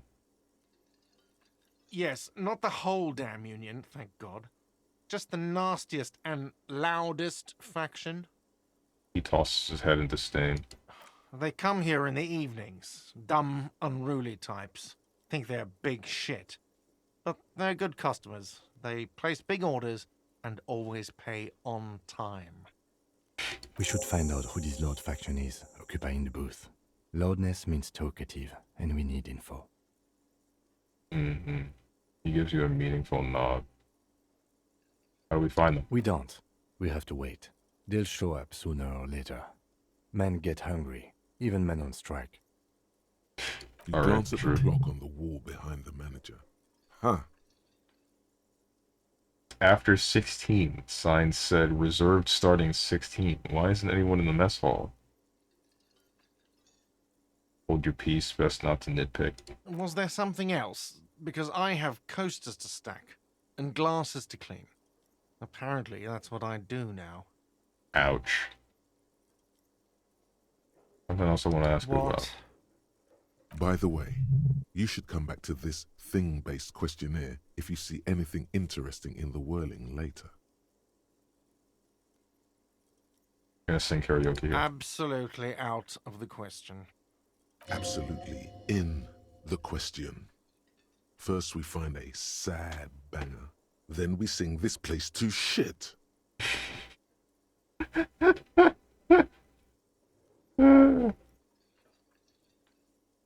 Goodbye.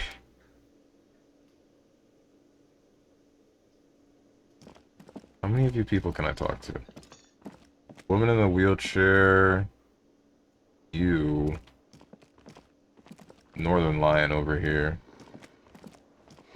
Wait, what's this? By the way, where is home? The address is coming up blank, and this place sure isn't it. Do I even... I have no idea. But you've been at this hostel cafeteria for only 3 nights. Where were you before? You had to be somewhere. Unknown yourself, maybe far away, up on Marble Hill. Unknown yourself, maybe? You don't really know, do you? I have only a vague blackened image. I don't. Does this mean I'm homeless? A vague, blackened image doesn't sound like somewhere you can stay if you run out of money. Could I trace the way back somehow to the exact street, the exact number on a building? Live in a dumpster, I don't care. Screw everything. Hobo cop? No. You can try. Run some addresses in your head when you get the time. Maybe a street or an apartment will appear. Hopefully. You. Wait, let me check my thoughts first. Lonesome long way home. Let's rewind. Let's trace your drunken steps back home. Jump across the raised channel bridge southwest of here. Fall over, get up, get off the asphalt in 20 minutes. Shuffle your feet through courtyards, scaring little children. Go under the great raised motor track, the 8 out of 81, until you reach Le Domaine Eminent in North Jamrock. Streets are frozen this time of year, caked with ice.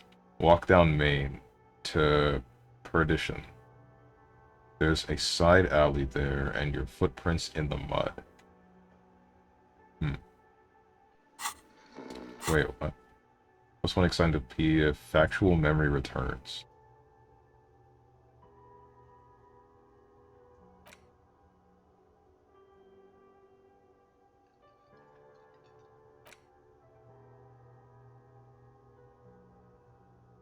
-2 pain threshold hurts.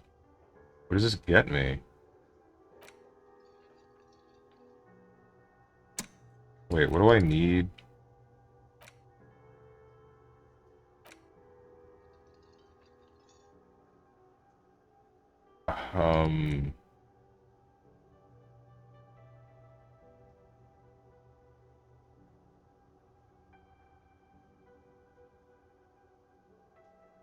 I feel like I don't need this magnesium-based life form.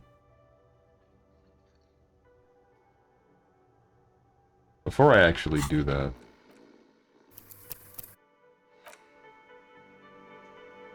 Steven, you have to be realistic here. You're probably sleeping on the streets tonight. Probably.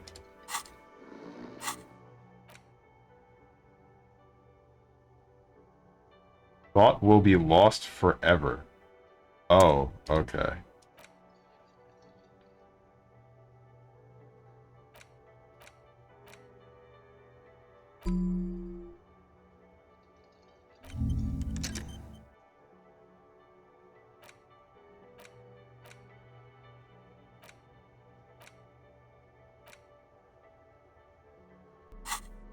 Click on the other boxes and use level up things to unlock them. Yeah, I just didn't want to. That's the thing. So what's up with you? Gotta spend money to make money. Okay, I thought you had more to say than that. How you doing? Hello, sweetie.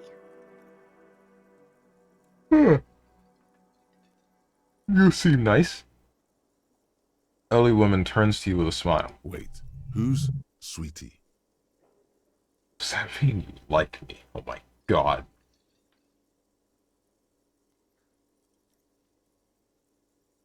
Who's Sweetie? Why, you are, officer. No, Sweetie, look at me. You're a handsome man, officer, with your mustache and your chiseled jaw and that silly dimple on your chin. Dimple or not, I am a bitter man. The years have taken their toll.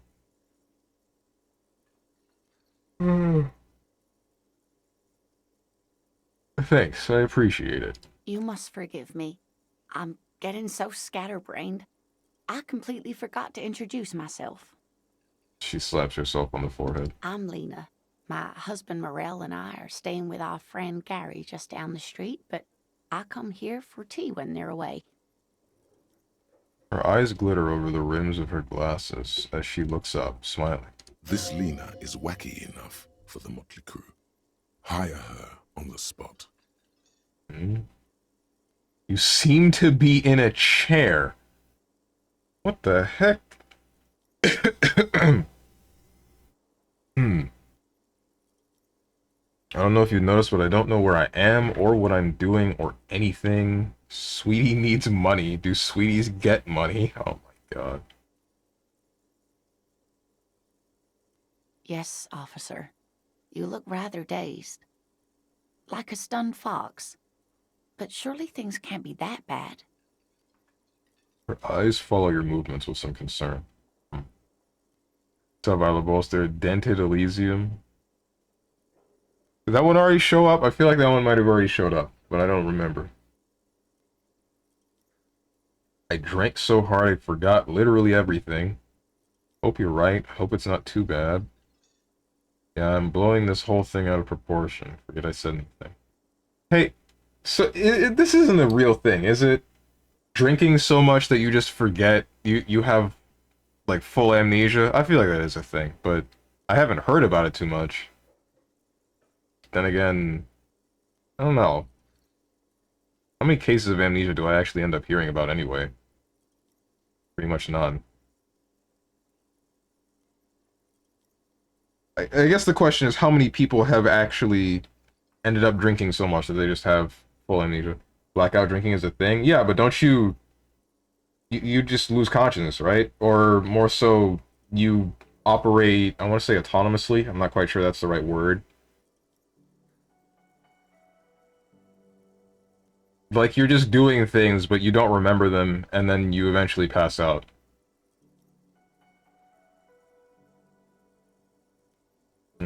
Drinking so much your dent enlarges. What the heck? Pretty sure you would forget what happens the night you drank. That's if you drank that much. But that even then, that's only forgetting that night. But this guy, main character, has forgotten his entire life up until this point. So, no, StrongmanSteven, what? Man, I don't think I could deal with that. Drinking so much so that I just don't remember that night and I just act without thinking. Like, that would be awful. I would feel like I would just lose a segment of my life. Cause there are already some instances where I wake up like I wake up and I act, but I don't think, and then I go back to sleep, and then I wake up again, and I just don't remember having woken up and doing any of these things that I did in that small amount of time. Stuff like that screws with me real hard. I hate it. I really hate it. If it's a consistent thing, then it can develop.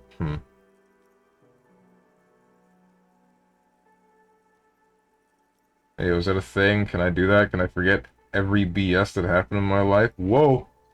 I think it wouldn't be just the bad things, it would be the good things too.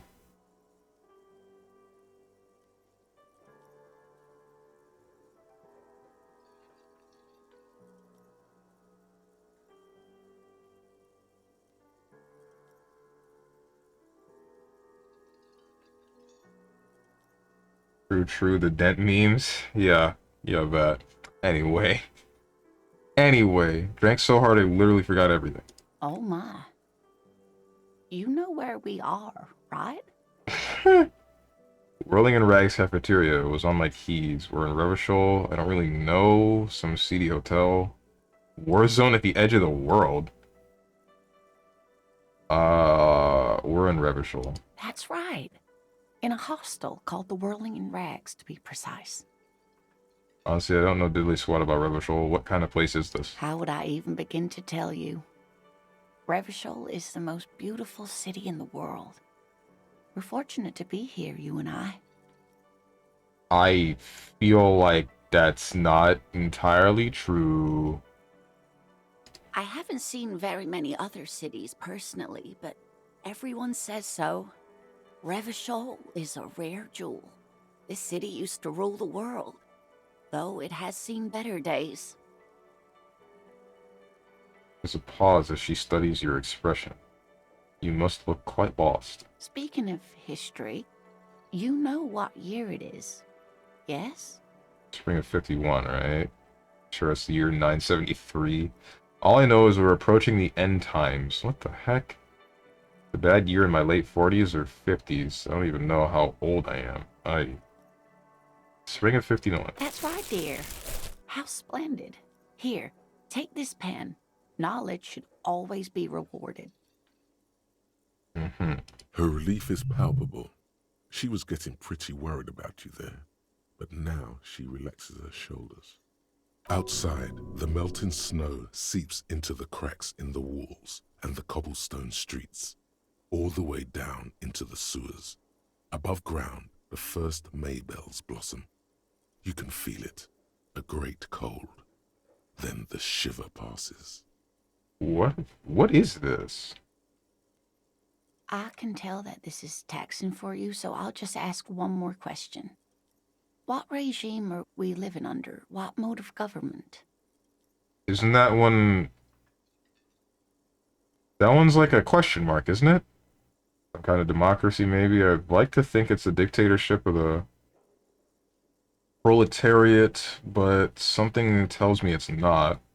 Our leaders are fierce warriors who traverse the plains on steeds. Civilization cowers before us. Governed by intelligent machines that perform calculations to determine the freest market? Everyone hustles and grinds like a badass visionary. Radios are being used to control people's minds and distort our perception of reality, concealing our true masters, foreigners, and women. What? What? Cop. We're living under the cop regime.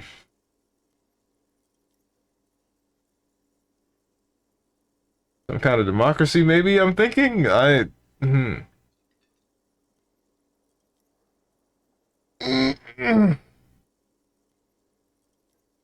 Nope. Sadly not. Revachol is what's called a zone of control, under an alliance of foreign powers called the Coalition. We have no government of our own, and what democracy we have is market-driven. There's no government. How come there are cops? Oh dear. And you were doing so well. There aren't any cops in Revachol, not in the traditional sense. The status of law enforcement has been a complicated matter since the revolution. Right. Okay. And that explains why... now I understand the conversation with Kim a little bit better. But we should stop for today, sweetie. You look like you need a break. Besides, I'm not the best person to explain the big things to anyone. She's scared now. She's realized you really are brain damaged. Jesus, Half-Light? Relax.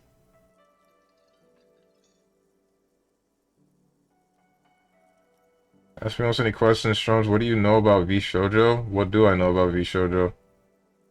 What do you mean? Like, what do you want to know? I watched some of them. I know that 3 of the VTubers that used to be in that group have left.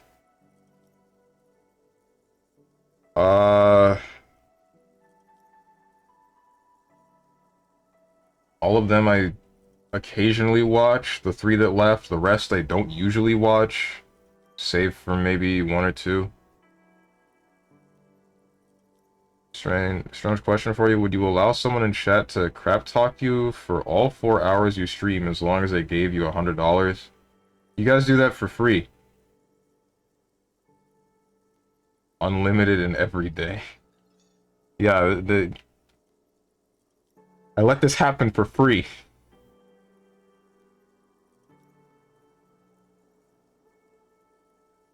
I mean, really go in on you? Probably not, honest to God. If it's like... My actual mentality around all of that is... If I can see that it's a legitimate crap talking, like this person actually believes that I am an idiot, then I have an issue, and then I will do something about it. I don't care how much money they might provide me. Like, there is little to no amount of money that is justifiable for the mental damage I would take from someone insulting me consistently. The reason why I asked is apparently Smite is having a V-Shoujo collab. We live in virtual reality now. Okay, then. I know nothing about it, but I saw it and I find it funny. We have VTubers and MOBAs and fighting games waiting for a shooting game with that. I feel like that already... Has that happened yet? No, it hasn't. But we don't actually mean it. We still think Strode is cool. I hope at least it stands for the rest. We're just memeing around. Yeah, I'm pretty sure. Like I said, if I legitimately believed that any of you guys were serious about like a lot of the insults that you gave to me, then I would do something about it. I just curious. Puts credit card away. Ah, okay. Oh, all right. Anyway, what? Who's showing up in Smite? Which characters? You know what? You got me. I'll look into this. Smite v Shoujo. That's probably all I gotta look for.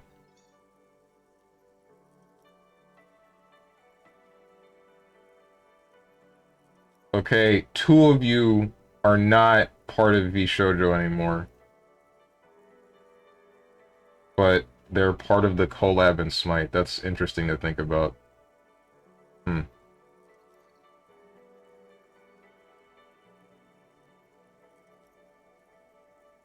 The rest of them I just don't watch. No, wait, three of you, actually. I didn't even realize you were there. Hold up.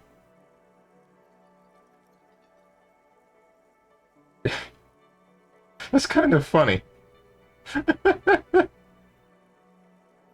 Shoujo collab announced for Smite, but then 3 of the 6 people that are being added are not a part of it anymore. That's... Mmm. Mmm.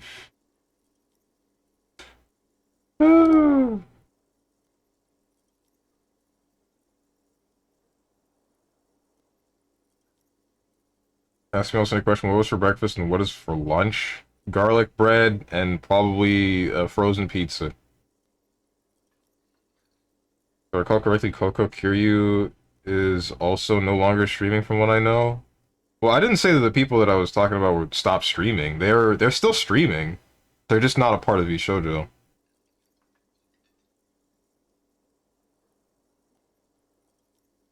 Not officially. I don't know the reasoning behind it. I just know that they left. 2 of them left at the same time. But they announced it on the same day, and supposedly they're unrelated. Which I believe it was just entirely coincidental. And then the last one announced that they were leaving a couple of days later, which makes me think that there's some strange, I don't know, like legal issue maybe going on with that entire organization. I'm not a part of it. I don't really care that much either, so I'm not gonna look into it. All I really care about is if the streamers that I enjoy watching are still streaming, and that seems to be the case. They're still streaming, so here we go. I only care about if they're still streaming and if they're happy. She's scared now. She realized you really are brain damaged. What do I do? What is the revolution you mentioned? Who could tell me more? Where's the revolution you mentioned? A defeat, I'm afraid. The people of this archipelago tried to build something new, something different.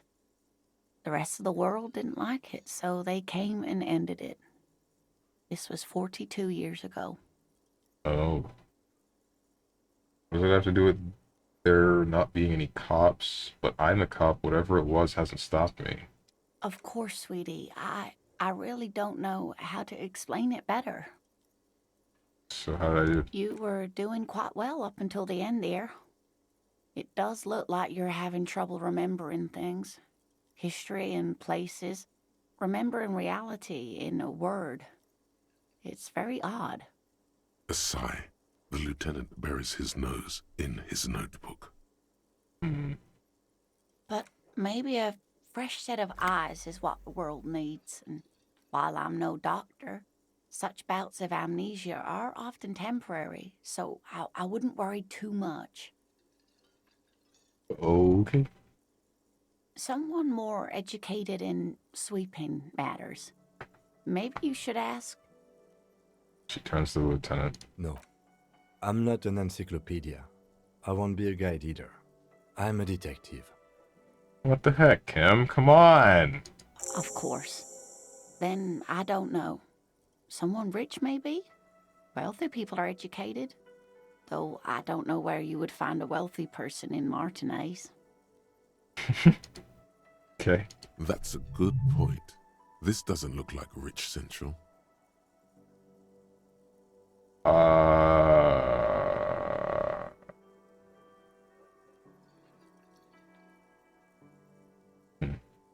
Seem to be in a chair. Yes, dear. I'm a paraplegic. Oh. A paraplegic is someone with limited or no ability to use the lower half of their body. Paraplegia is caused by spinal cord injuries, like falling from a great height, or a grenade explosion. Where did that second one come from? Grenade? Did you fight in a war? Sorry, it was rude of me to mention the wheelchair. Let's move on. Sorry, it was rude of me to mention the wheelchair. Let's move on. That's quite all right. I'm used to people asking questions. I know they're thinking about it anyway. You make me feel like a bad person. Damn. I've got to get going. Of course, dear. Good luck with your case. You're too nice. You're too nice for your own good. Dang it. What's this? Oh, hey. That way I'm not dying.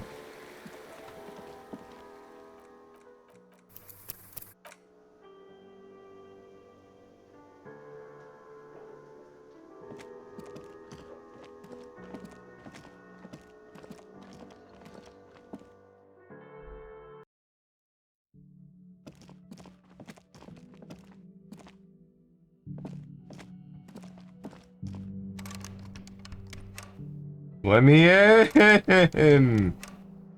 Let me in! Damn it! My tie! Wait, hold up. I got an idea.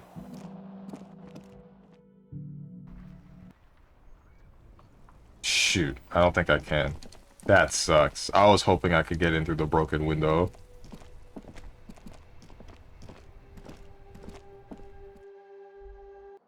I think it's over, Kim. I don't think there's anything I can do, man. Like, we're boned.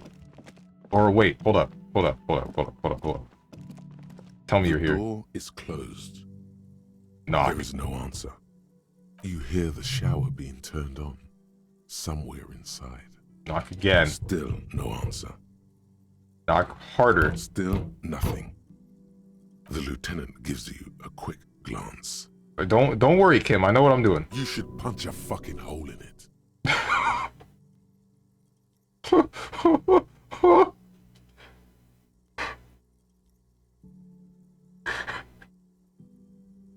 What the heck, dude?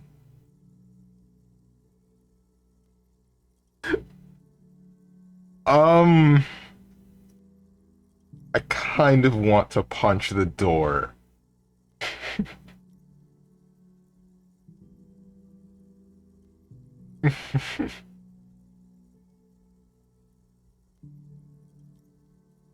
Punching the door is just gonna hurt me.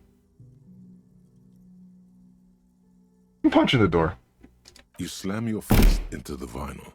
It does not produce a hole. The door sits sturdily in the frame, and your fist hurts. This was all a very good, normal thing to do. Not to mention, great exercise. Stop that. Lieutenant sounds angry. Try the handle? This door can only be opened with a key or from the inside. As you hold the metal, you sense the warmth left there by her hand. Shoot. What about this person? Nothing.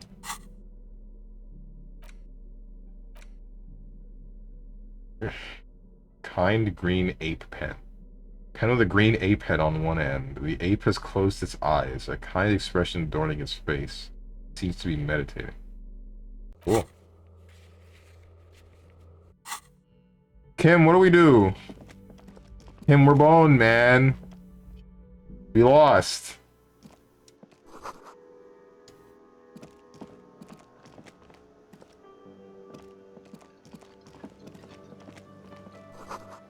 This is a drawing. Smell of chemicals and pine trees. We hecking lost, Kim. Money! Aroma of spices, alcohol, and tomato hangs in the air. Gross. You see a heavy steel door with a prominent dimple lock. It's painted blue. Wonder where this door leads. You do? It's a door in the back of the kitchen. Why do you care where it leads? I'm drawn to its cobalt blue. It's part of the whirling in rags. There's something about this place that makes me want to know. Out of duty, we may find something pertinent to the investigation. I'm gonna roll Eccentric. 2. But okay, I suppose we could look into it. As a side investigation.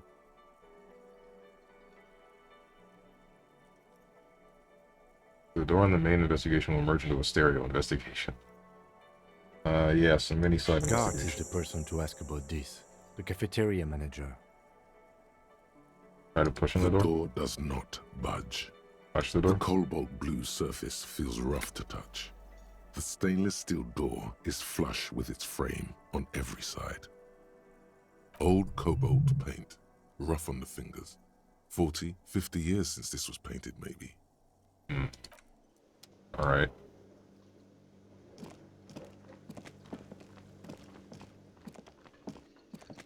Hey, I need you to open the door in the back to the kitchen. Can I help you? Alright. Guard, I saw another thing at the whirling. Another thing. Great. I love those. There's a mysterious blue steel door in the back of the Oh, yes, kitchen. that door, sure. There's nothing mysterious about it. It's just a door. You know what's behind it? You have... No, I don't have a key. I don't know how to get there. And I don't care either. It's not like I've been wondering about it for 10 years. It's just a frit warehouse, probably. Or some boring storage space with a bunch of old junk and dust. Junk and dust. He runs his finger across the counter to check for dirt. He's attempting to maintain an air of indifference. It's absolutely not convincing. I think you'd like to know what's back there. Fine, okay, a little. But my job doesn't leave me time for wondering about one locked door in one of the cafeterias I manage. So I haven't opened it. I have cleaned the whole place 100 times over, though, after the animals. And I haven't found a key, so good luck with that. Shoot. Something else I want to ask? Yes? Build sucks, reset, money first. So about the money I owe you. Yes. Have you got it? So I was wondering if we could come to some sort of arrangement for Does tonight. that arrangement include you paying me what we already agreed you owe me?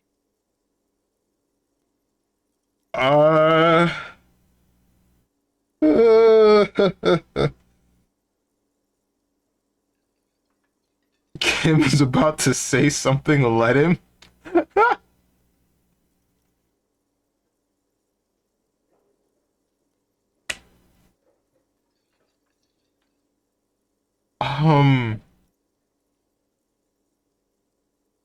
I'm losing the it's cold out. I'll freeze to death, man. Game? Everything is just a game to you, isn't it? Conversation isn't going anywhere, is it? Not until you bring me the money. Okay, I might have something in my motor carriage we can use when you're done here. I really didn't want to resort to this. The man is thinking. Oh, Lieutenant, we're done here. Okay.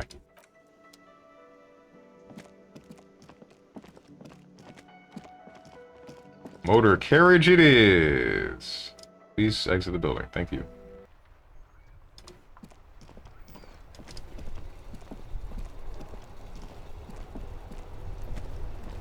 Inside, you see a set of steering levers, a radio microphone, a pull-out tool. I have something here we could sell. Look in the back, in the suspect transport enclosure. Oh, wait. No, hold on, Kim. Transport enclosure. Regular people just call it the cage. Look in the suspect transport enclosure.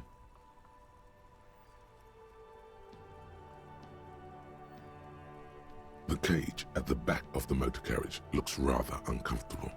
4 shiny hubcaps are stacked against the seat. Their silver edges sparkle in the dark.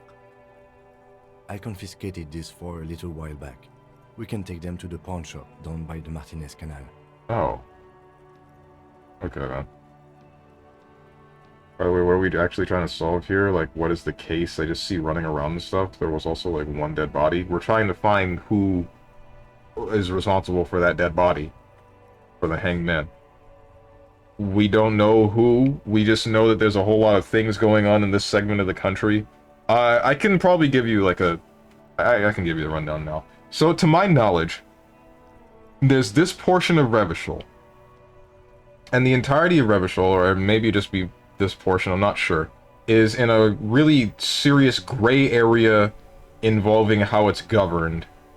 Because there was, like, a way that they ruled before, and then people tried the revolution, and the rest of the world didn't like that. And then a different... some form of government... what the heck was it? It started with a C. I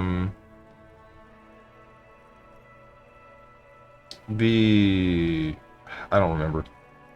A specific form of government came in, and then essentially just started...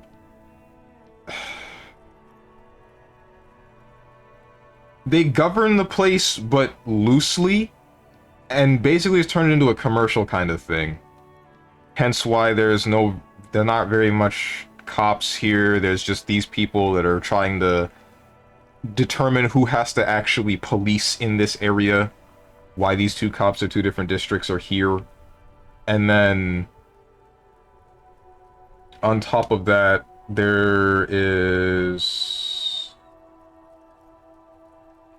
a union that is trying to do something specific here. Like the workers' union is trying to get a specific part of a business, and they're just kind of going on uninterrupted because, you know, no one can really stop them. Who's going to?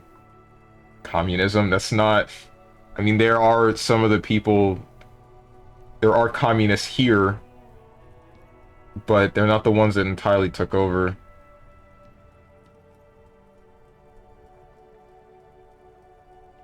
But the point is, you're two cops from two different districts that came to this portion of this country that is not very well governed, so that basically you can determine which of the two precincts has to actually take care of this place, which seems to be a crap hole.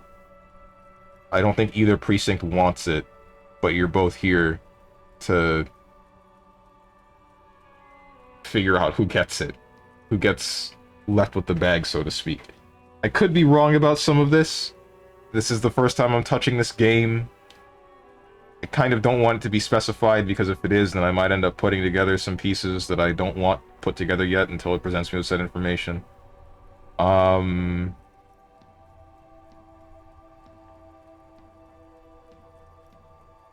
What do you mean you confiscated them? A couple of weeks ago, I stopped a young man for going slower than the speed of traffic. Turns out Really? he was some coalition official's son and high. That's what it was. Coalition. Coalition took over, and they're basically turning this place into a big marketplace. Nothing but advertisements and various other things that most of the people that are already here don't really enjoy. Cops fighting on who has to actually be a cop, basically. Well, Kim's here voluntarily because he likes to spoil the entire endeavor, but I don't exactly know what that means. We don't know why I'm here yet.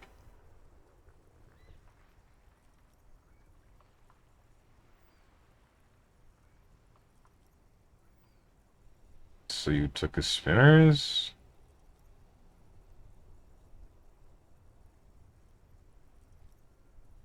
Mm-hmm.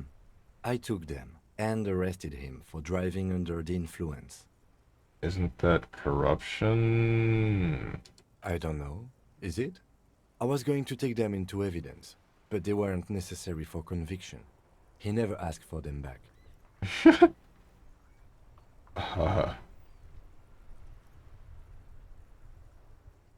Did you want to put those spinners on your machine?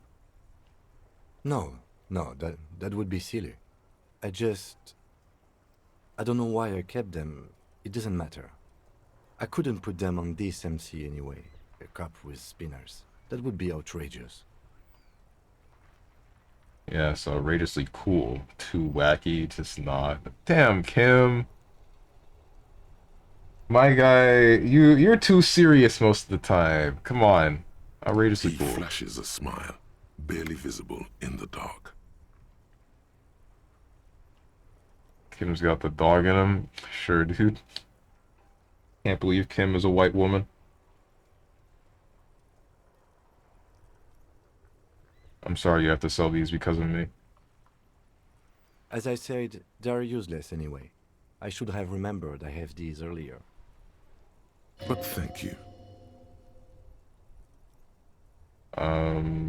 Said something about a pawn shop. Thanks, I appreciate your help. Sorry, I can't take these. It wouldn't be right. I can't take these, Kim. I can't. It wouldn't be right. All right, let's not take them now. Then come back once we realize we have to. Have this conversation again, and then take them. Come on. The illusion of choice. Get the heck up.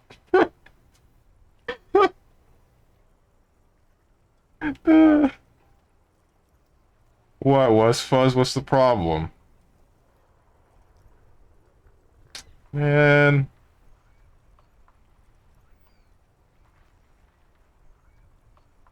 The cage at I confiscated this for a little while back. Thanks, We I can take them appreciate to your the- help. the lieutenant nods as you take the spinners.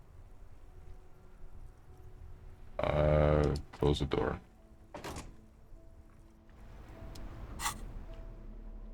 $213. Oh wait, speaking of which, I should give the shot put to the old dude.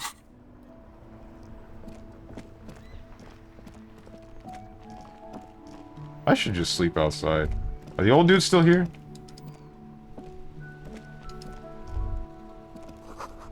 Damage looks like it's been caused by an earthquake. Yeah, no, the old dudes would be out here. Think. Yeah, they would be here. They're gone. Shoot. Lost the ability to sleep outside when you said no to Hobocop. Damn it. Pawn shop still open?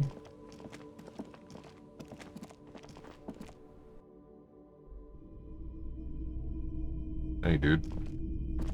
It's not often that I see officers from the RCM in my pawn shop.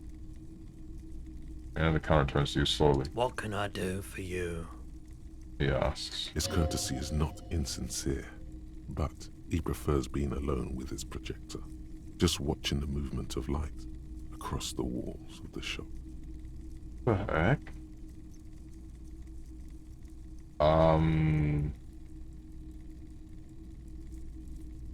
Oh, the OCM is here telling me, have you had any trouble lately? Sorry, I feel like I'm interrupting you.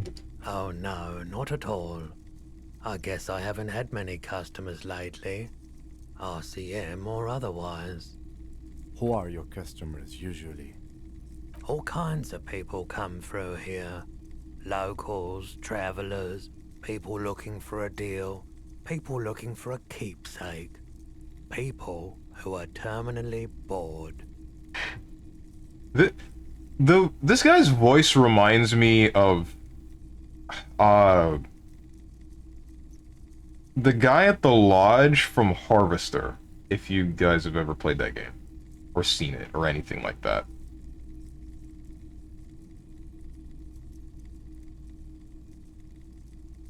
As you can see, I have a wide selection of goods for everyone to choose from. Mm-hmm. Quite the collection. I may have something to add to it. Honestly, I think some of your selections are, press your finger to your lips, more tasteful than others. Business plan is all over the place. You should specialize, zoom in, recapitalize. Quite the collection. It keeps me entertained. His attention is drawn once more to the play of light and shadow on the walls behind you. He's well composed, but underneath it you sense psychedelic processes bubbling. Some kind of drug, maybe. Entertained. He might be high. If he is, on what? That explains why he just likes looking at the lights from the projector.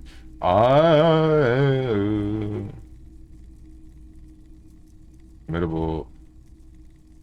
Is Roy high? And if yes, then what is he on?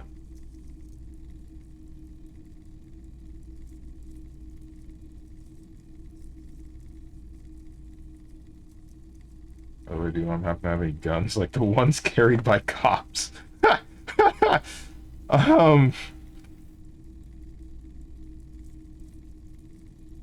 Is a white check? Alright.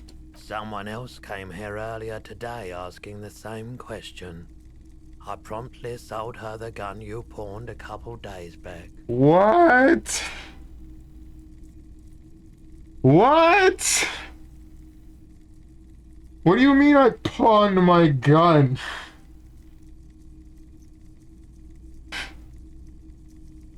What do you mean?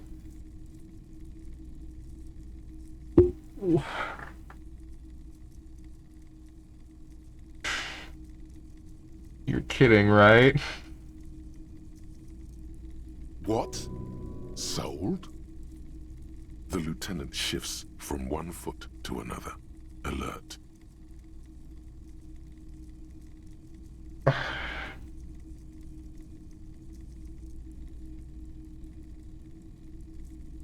Wait. I sold my gun. You were adamant about getting rid of it, officer. Said you were undeserving of a service weapon of the Revachol Citizens Militia. And I don't like keeping guns around the shop for long. Off-the-charts photon emissions. The unhealthy kind. Was the buyer a policeman too? She didn't seem like a policeman. Although she kept referring to herself as a pig. Which was odd. I found her interest in the gun a bit obsessive. But I was just happy to get rid of it. And of her. Truth be told, she was terrifying. Right, so let me get this right. You sold your sidearm, issued by the Citizens Militia, and now a civilian is running around the streets of Martinez with it? Oh my god. Alright, so this makes me think that the woman with the graffiti up top. Oh no. Oh no. She's the only one that I remember referring to people as pigs. Referring to the cops as pigs. Oh no. How did homie even get in there? Looks like that Gunrunner's robot from Fallout NV. What?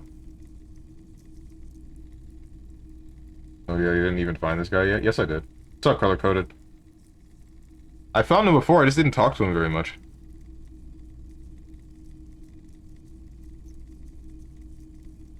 Maybe she's a vigilante, wants to prove she can do our job better than she can, than we can. I don't like it either. What if she intends to commit a crime and blame it on the citizens' militia?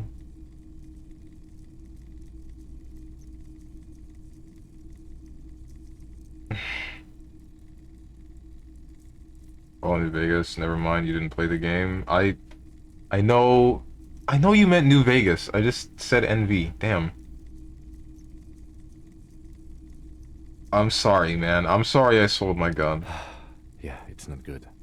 I do hope we manage to clean this mess up somehow, while also keeping our focus on the murder investigation. Any idea where I can find this buyer? My apologies, officer, but I have no idea where she was coming from or where she went. Shoot. A needle in a haystack. There is nothing you can do about it right now. You'll just have to hope Everard wasn't lying, and the Union can track her down in time. People from Everard Claire's Union come... Sorry, I'm laughing right now because I'm thinking about Kim getting angry about me telling the one woman that I lost my gun. It's really hard to contain how funny I find this terrible situation. Have people from Everard Claire's Union come here to track that gun? Maybe. Shady-looking guys came in here yesterday, looking like they'd just taken off their Wild Pines overalls. They asked if I have a police weapon to sell. I told them I already sold it. Okay, at least I know it's not with Everard. They went their way. It was a trip, but you know, all sorts of people come here, asking for all sorts of things. Wait, then it might be true. Everard's claims. Maybe Claire really is tracking down your gun. Okay then. At least now I know how I lost my sidearm. Talk about something else. Of course. What are you high on? Feeling warm and enthralled by the movement of light, while the mind continues to race forward. Lucky bastard. He's probably on Pyrrolidon. It's tough to come by on the street. Rolodon. What is that? A drug developed by the military to treat and prevent radiation sickness. It has psychedelic side effects, and it makes your eyes turn yellow. What? That sounds not good. Is it just me or is it really warm in here? Step closer. Sir, could you take off your sunglasses? I'd like to check your eyes. Get to the point. So where does a man get Pyrrolidon these days? Sir, could you take off your sunglasses? I'd like to check your eyes. Why on earth? These are prescription. I can't really see without them. Pretty obvious that you're under the influence, sir. No judgment, just curious. I probably did loads of Pyrrolidon before I lost my memory. Chill out, man. I'm a chill out cop who just wants some of what you're having. I mean, I can just call him out. I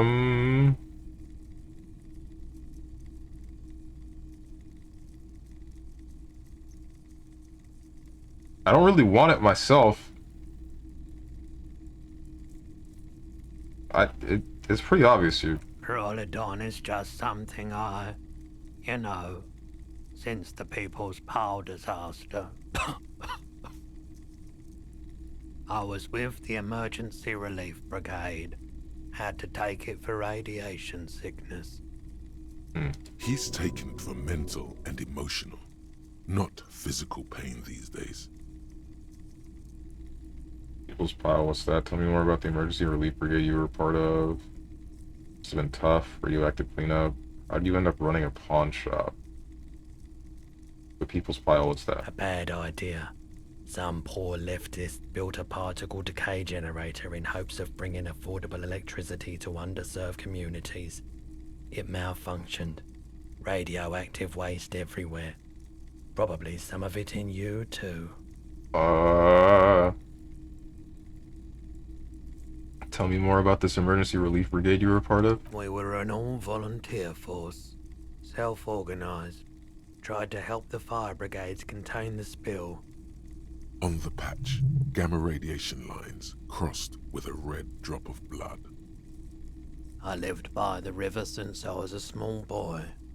The Esperance. Didn't have the art to let it all go to shit without trying to do something to help out. There wasn't much the volunteer force could do, however. We wasted years in the river mud. Years getting sick. Looks at the spiraling light and stops. Must have been tough. Radioactive cleanup. There's a reason why everyone's tried to forget any of it ever happened, and why no one has tried to repair or replace the pile. So much disappointment, and early deaths. Cancer mostly. And we knew all that was coming even as we were cleaning up as best we could. Oof. Whose fault was it the generator failed? No one's. Everyone's. So much bitterness. A bunch of poor people built themselves a primitive nuclear reactor, hoping for the best. What do you think is going to happen? Ow. I get you. How did you end up running a pawn shop? The cleanup happened 15 years ago. I was young then. Later, my second aunt died. Left me this shack and all the assorted junk in it. So I came to Martinez. People told me don't go there. It's a shithole. I said, people, we just had a nuclear pile meltdown. I'm gonna get as far away from Forburg as I can. Still in the same city, but Thanks for telling me, man. I like the theory more than the story. Outward movement, not vortices. Yeah, you gotta get in on those vortices, my man. Just share your Perolidon with me. Something I'd like to sell.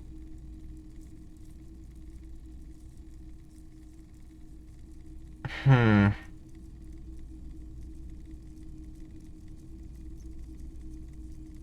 Something Yes, I'd like to we'd sell. like to sell these hubcaps. And steps in and hands him the spinners. Roy takes the hubcaps from the lieutenant and inspects them. The spinners appear iridescent in the dancing light of his pawn shop. Yes, these are very, very good. Did you defraud some foreign prince for them? Jump a mesk banger? No matter. I'll give you 200 real. No one was defrauded or jumped, I assure you. Lieutenant explains as the pawnbroker opens the register and counts the cash. Of course, I meant no offense. 200 real for you, officer. Delightful doing business with you. Do come again. Thank you. He takes the cash, then turns to you. Here's the 100 real you need for your bill. Do not waste it. The rest goes in his pocket. Anything else you're thinking of selling?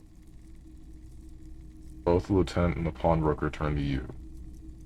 I'd like to sell my clothes. I have a fascinating photo of a corpse. Check my pockets. Anything else you're thinking of selling? Empty cassette case, lieutenant's handkerchief, postcard.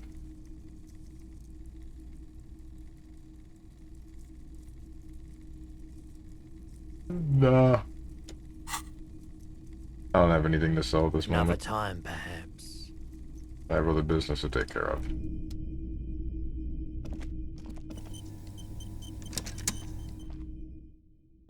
Well, screw me, dude. Why am I convinced there's an achievement for, getting the 100 real you need without selling Kim's hubcaps?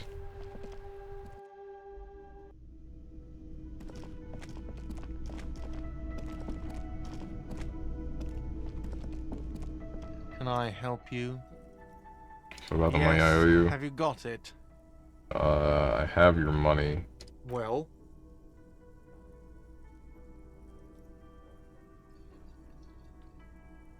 Here, I'm sorry for the trouble. great. Thank you, officer. That's all I wanted. Payment for services rendered.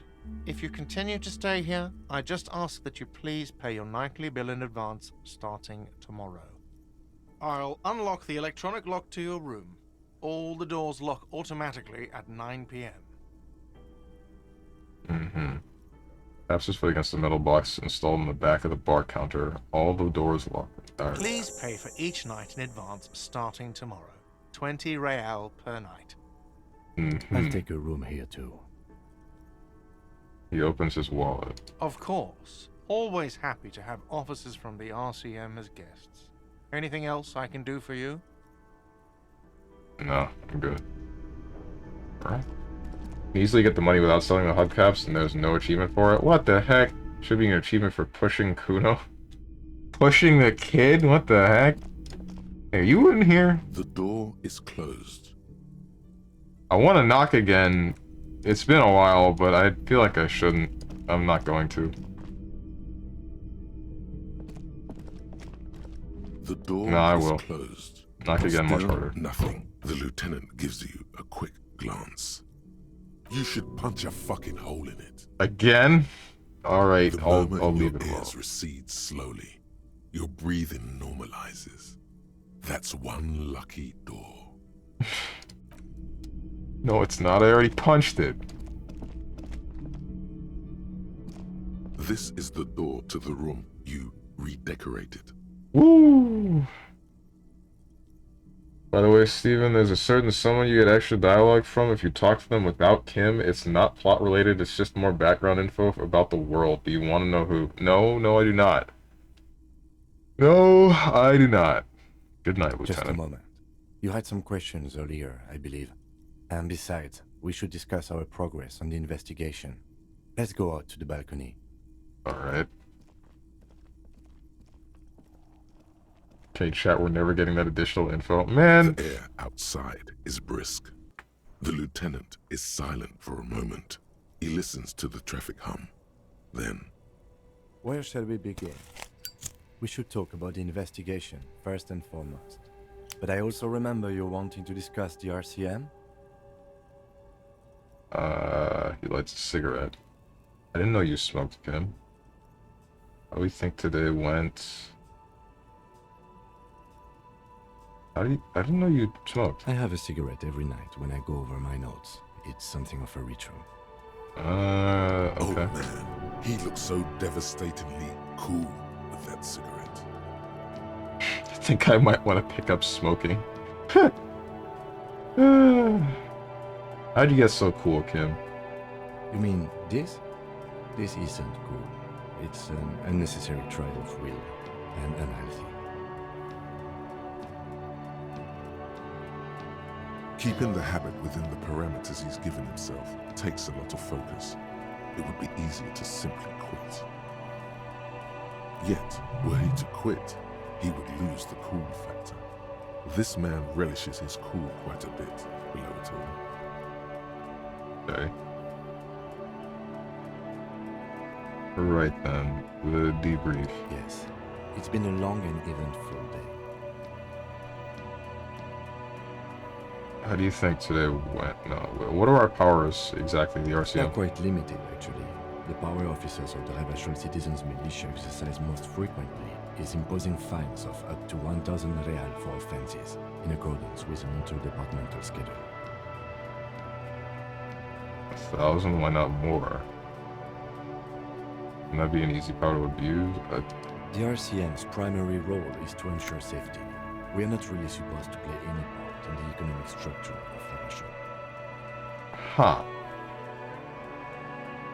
Okay, wouldn't that be easy to abuse? Yes, although indirectly, as citizens can always request records from their local station. Officers of the RCM have been known to take bribes of less than the prescribed fine amount. It undermines trust in the RCM. Okay. We can arrest people, of course, but rather than bringing someone in directly, it's preferable to serve a station call slip.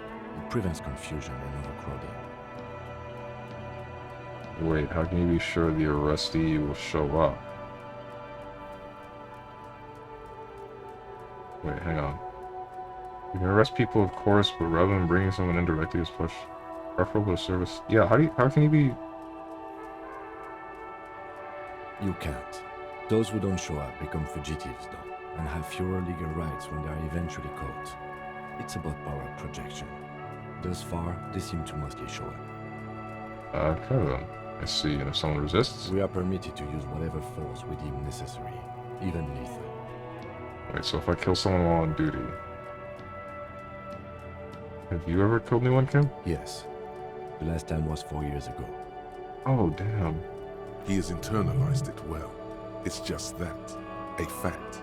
A self-contained past event. Jesus. Have I killed anyone? That's an improbability. Perhaps even impossibility. Wow. Of course you've killed people.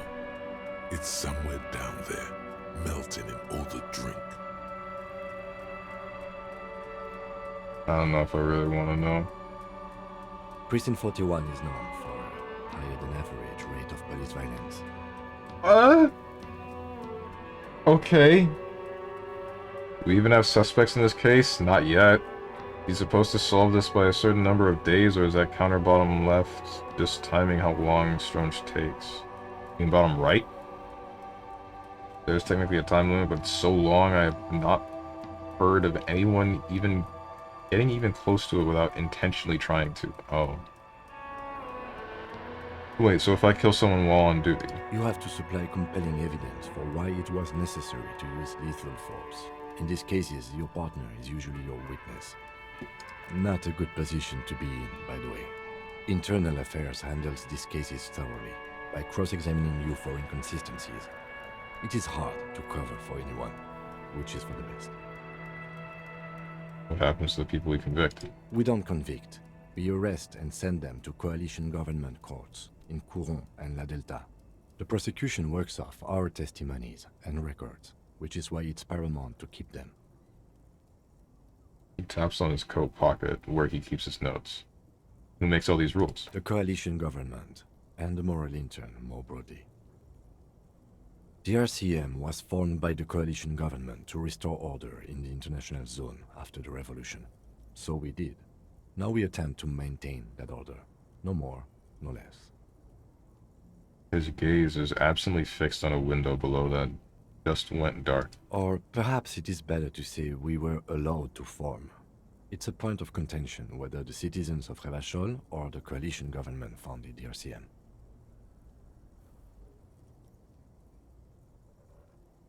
I'm gonna say nothing. Silence. A great comment to such a conundrum. How do you think today went? We performed a cursory initial inspection of the victim's body. Then you shot the body down, which was quite the shot. Damn straight, I'm a sharpshooting cop. Nothing really, I was just doing my job. Inspired by your confidence in... I was inspired by your confidence in me, Kim. Just can't wait to shoot more stuff. I think I was born with a gun in my hands. I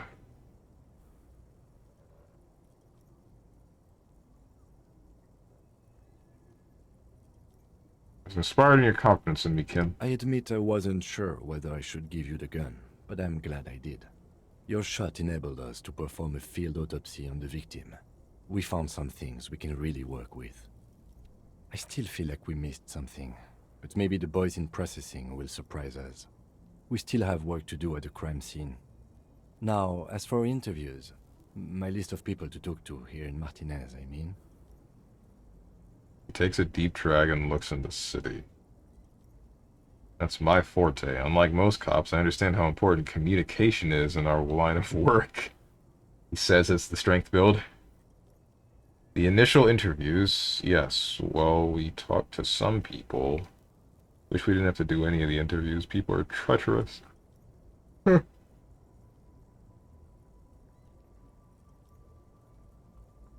Very important indeed. Well, we conducted an interview with Everard Clare. He wasn't particularly forthcoming with useful information, however. He's a tough cookie, though. I'm a little intimidated by him. Honestly, he has... Oh, hold on. He's a tough cookie, though. Claire also helped you, how should I say, remember your name? That's a relief. Big relief. It's a very serviceable name, too. I know how I feel about my name, actually. A big relief. Moving on. We tried to interview the Wild Pines rep, but she asked us to do something for her first. Fine, so be it. I have a feeling Joyce knows how dangerous the situation really is. We have to get her to talk to us. He purses his lips. Above all, though, today was exhausting. What's with all the running? You run a lot. Is that a standard Precinct 41 practice? I have a really good theory about why you're running so fast, son. Just you wait until we get up tomorrow. Yes, it's part of the Jamrock Shuffle. I don't like to waste time, you know. My mind moves fast. The rest has to try to keep up. Training for a long-distance run.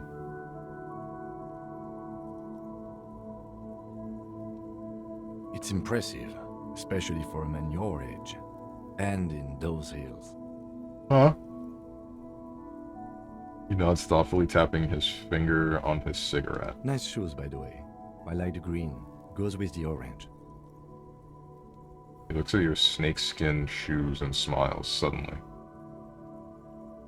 Moral intern, what is that? The Moralist International are the world's largest political organization. You know who they are. They have been running this place after the revolution failed.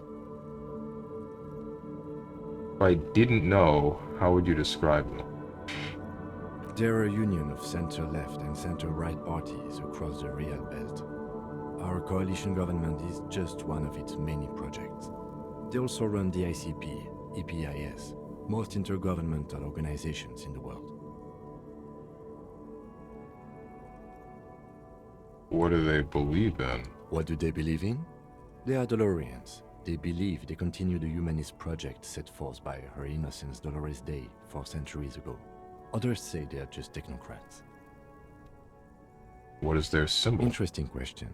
It's a blue forget-me-not. Their motto is love, compassion, self-discipline. I think you can gauge what they want you to think of them from that. Something even a little feminine, but in a strict manner. Something like the dark blue, serious color of the early night sky above. Who was Dolores Day? A historic figure? The author of the modern age? You will have to look elsewhere for opinions. The subject of humanism is too abstract for me. For you, she is something painful, though it's hard to say why. What do you think of them? The moral intern are a fact. I try not to have opinions on facts until they change. And it doesn't look like that's about to happen. Okay. I have an opinion on the moral Do intern. you? Things are bad out there, point to the city. We need them here, giving us the right to police Revachol. We've done an awful job here. Have you seen this place? This isn't humanism. We're stooges of the world's biggest bourgeoisie organization protecting bourgeoisie rights. Notice only immigrants, liberal crips, hips. Hacking men are turning into women. What? On second thought, I don't have an opinion. Forget about it. Steven's gonna push 5 like a coward. I was thinking things are bad out here, and we need, like, rights to police this place, because everything's taken care of by the Union, which I don't really like, given that they're a little bit extreme with how they push through, like, the big communism builder you actually are. What the heck? In fact, we would need them even if you didn't think that way. We are in what is called the twilight of international law. The laws we claim to enforce come from the MI. Without them, we are simply vigilantes.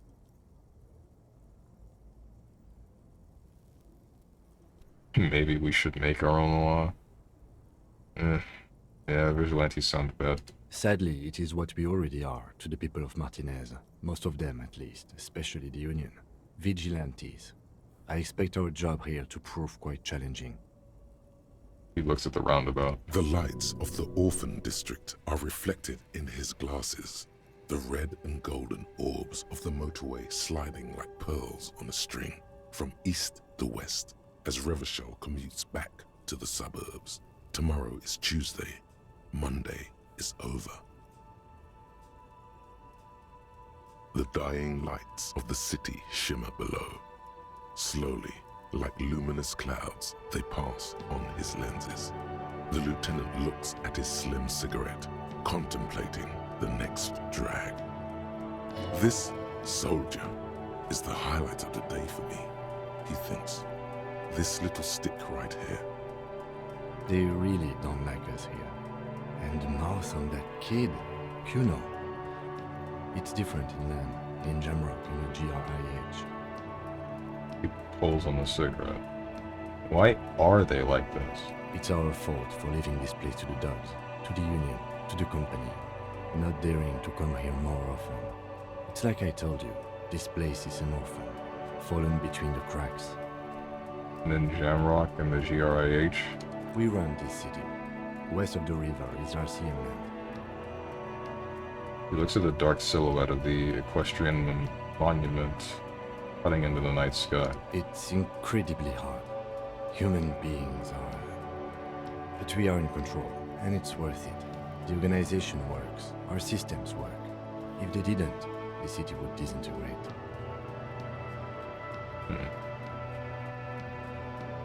I hope our investigation will help improve the situation here, at least do some good. Me too. But I wouldn't count on any drastic changes in our lifetimes.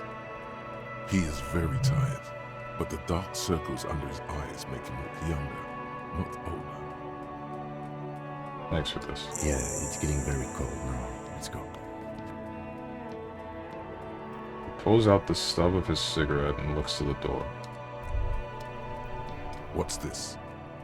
We're getting reports of normal, reasonable, temperate, political opinions somewhere in Martinez. You must be mistaken, I'm a real radical. That's me, Mr. Reasonable. Someone's gotta keep it sane around here. Because I keep saying none of the above to political stuff, isn't it? Looking like Leaning Tower of Pisa, man. So it's obvious Strange dislikes electrochemistry and half-light, but I can't tell if he likes Shivers or not. I can't tell what Shivers is trying to tell me a lot of the time. It's... Am I scared of something? Sometimes I can tell that it's telling me I'm scared, but other times it's like, what's going on?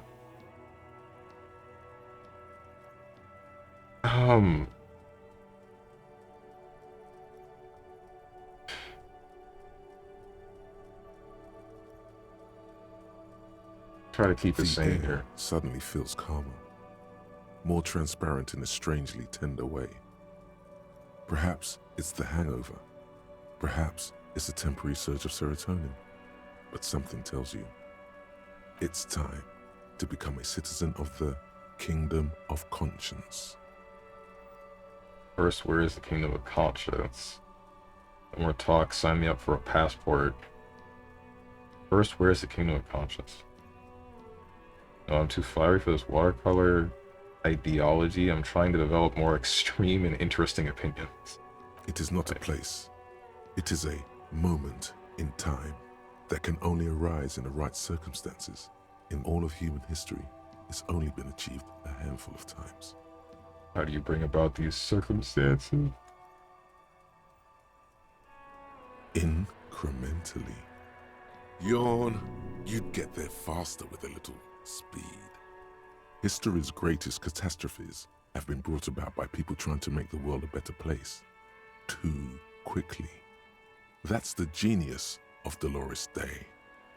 She recognized that progress is meaningless if its gains are lost because of instability. Real, lasting change can only come about gradually, increment by increment. But what about all the things that are wrong now? Tisk tisk. Just because you live in the present doesn't mean you have the right to place your needs above the needs of the future.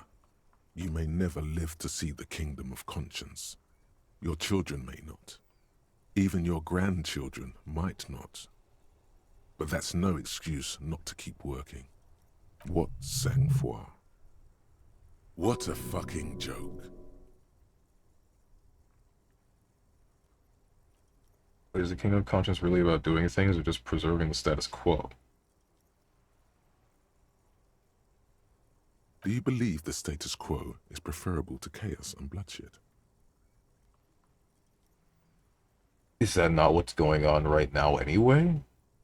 I mean, someone's dead, we can't find out who we did, and then can't find out who did it, and the only people that would police this situation, the Union, which might be tied to the murder in the first place.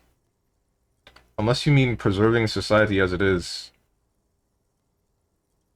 elsewhere, and not how it is in this specific part of Revachol. You have more stats higher, you get a better lead up to the electrochem punchline there. Okay.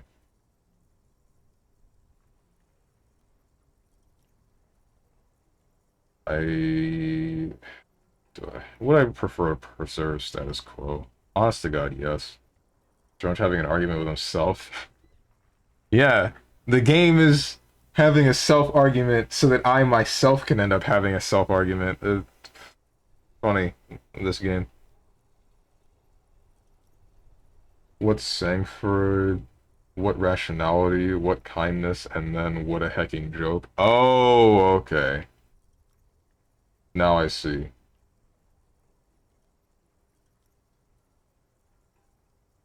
There you have it. Sometimes holding the line is progress. Okay, but what's the Kingdom of Conscience really like? The kingdom is difficult to comprehend, and even more difficult to describe. partly because humanity will need to discard many of the categories that define and limit it today. The kingdom of conscience is post-capitalist, post-national. It's also post-industrial, post-ideological, and even post-sexual. That's incredible. LNZ, let's go there right now. Seems fine. I still want to live for the present, though. Man, that sounds kind of terrible. I don't think I want to be a moralist anymore. My thing about this is, as much as I think that it's okay to make or pave way for a future of people, I still don't like forgetting about the people in the now. That's not good. I really don't like that. 'Cause, like, I guess in the way I end up thinking about it being, you're just forgetting about the people in the now. They just don't matter for the people in the future. But eventually the people in the future will be the people of the now, right? Are they making the way better for those in the future too? What's the solution here? I get the idea of gradual change to fix things, and that's fine, but don't do it in such a way where you just don't have anything for those that exist in the present. They don't matter, only I matter now? Oh, okay. Even just FYI, you get a unique quest if you opt into one of these political ideologies. So I recommend opting into at least one. I figured that would be the case. I'm just not sure what I want to do. Would I agree with this one? Become communist. That's a great idea. I'm about to flip a coin on this one, honestly. I'm really trying to think, what do I want here?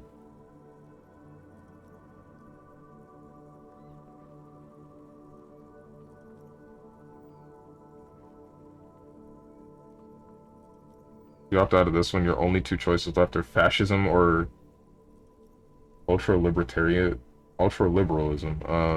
Well, here we go. Slow down, Mr. Reasonable. Did you miss the part about compromising and taking things slow? Oh, right, then let's get there That's eventually. right. Remember, real democracy is just around the corner for Revachol. When that real democracy kicks in, a long time from now, we are all going to be so much happier. That didn't make me feel better about any of this at all.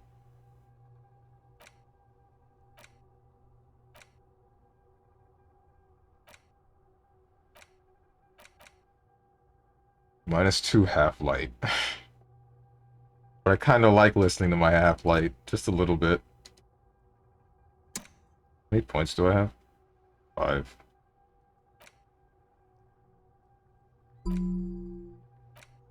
I'm conscious. Heartache is powerful, but democracy is subtle. Incrementally, you begin to notice a change in the weather. When it snows, the flakes are softer when they stick to your worry-worn forehead.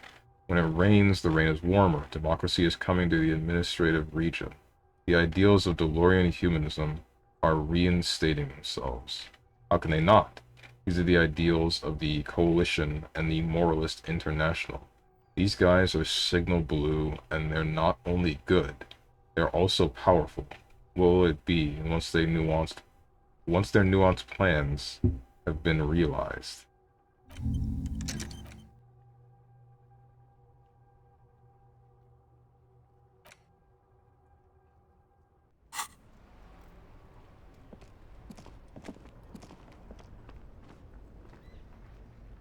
Liberalism is cringe.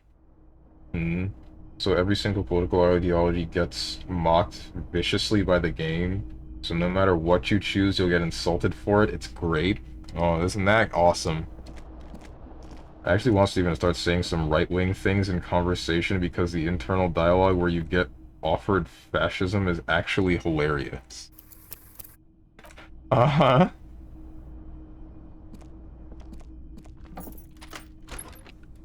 See you in the morning. See you, man. Bye. Alright. I'm getting this frickin' tie. I'm gonna get this tie, fan man. has 2 chain pull switches. One ends in a tiny fan, the other in a light bulb. A truly horrific necktie has somehow attached itself to one of the blades. Save your fare. Where are you?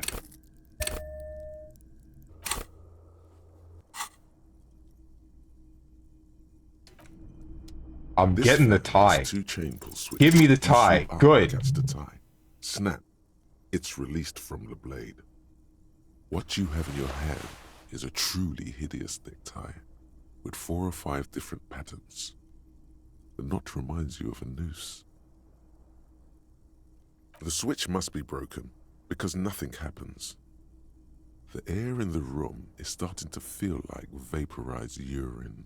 That's gross.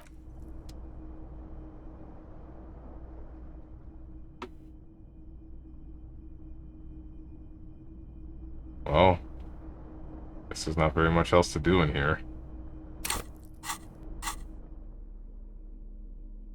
Does sleeping in my own clothes matter? Where's my tie? Oh, he just put it on. Okay. Inland Empire.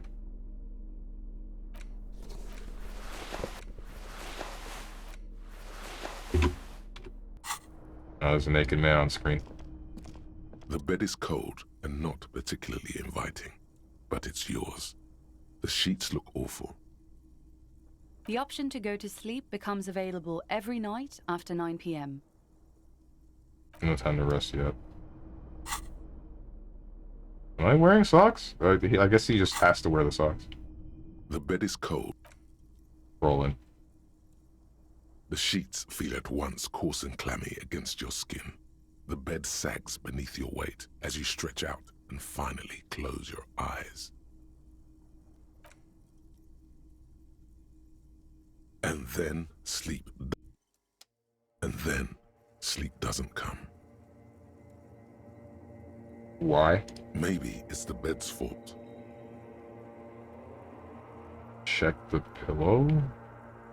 Its synthetic filling has separated into hard lumps. The pillowcase smells oddly. Smells of alcohol and sweat and grease. Check the blanket. It barely covers your toes, stretching over your soft belly. This is your body here, intimate and warm, breathing. Roll over to the other It's a side. little better. Colors, scenes, and half-formed phrases still litter your mind. Part of you is still trying to solve the case, isn't it? Who killed him? Who? Something to do with, what was it that the lieutenant said? Union? And it's gone again. Your thoughts lost between the slowing brain waves. No more thoughts. Fall asleep now. Your breathing steadies. A great silence washes over you until your eyelids twitch in your sleep and images start forming.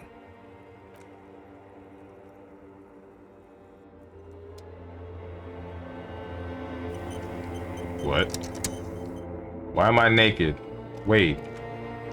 This wasn't supposed to be how I thought this would go down.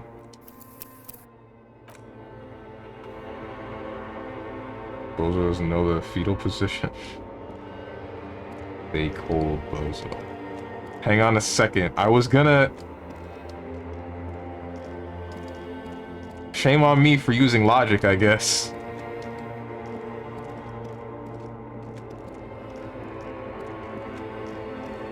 Damn. Oh, hey! That's not cool. I don't like that. Do you remember the scent of your childhood?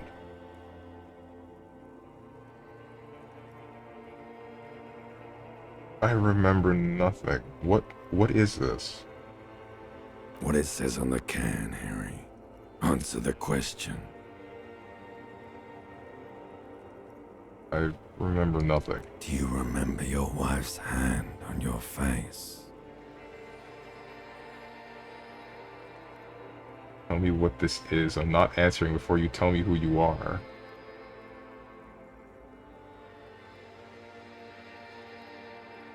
You said who? Do you remember the warmth of her thighs, between her legs and in her mouth?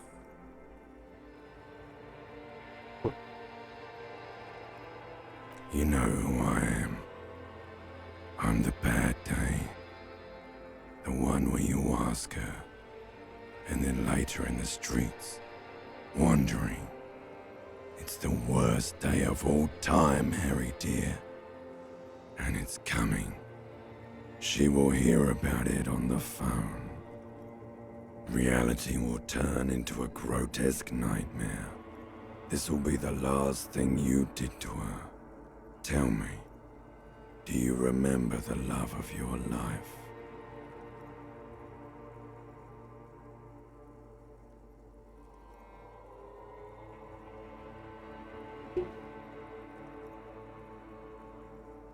I was left. That's right, funky baby. And you just stood there. One hand on the bottle and the other on your dick. Watching her go. Let it all be dragged away from you. Tell me, where are your friends?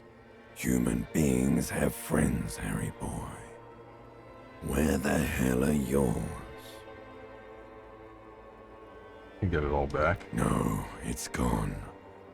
3 times gone and never coming back. You failed. You failed me. You failed Elysium. What is Elysium? Everything. The Pale and the Isolas. On the surface. The outer magnetosphere. Burning, furious truth. 8,000 years of written history. You really dropped the ball, Harry. 4.6 billion people. And you failed every single one of them. You really fucked up. I've seen you before. No, you haven't. You're just sleep talking. And the act is wearing thin, too. The spots on the disco ball fade around you. You'll be back in those cold snakeskins in no time, sweating up the bed. Stinky boy. I'm back from this. You're not coming back from shit. Thrashing around in that high conductivity state of yours. Bumping into things and acting like a clown. Who are you kidding?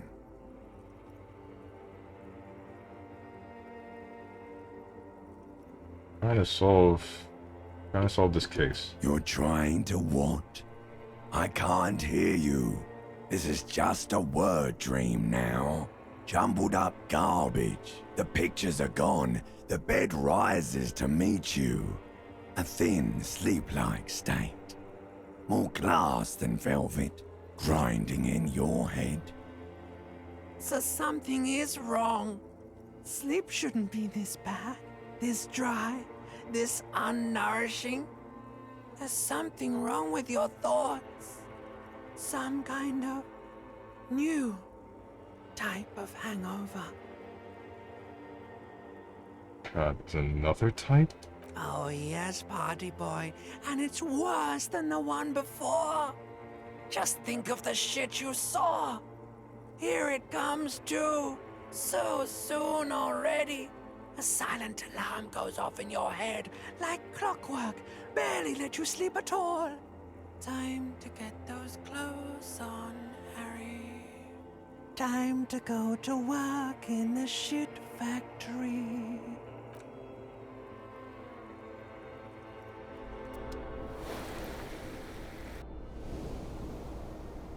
What the heck, man?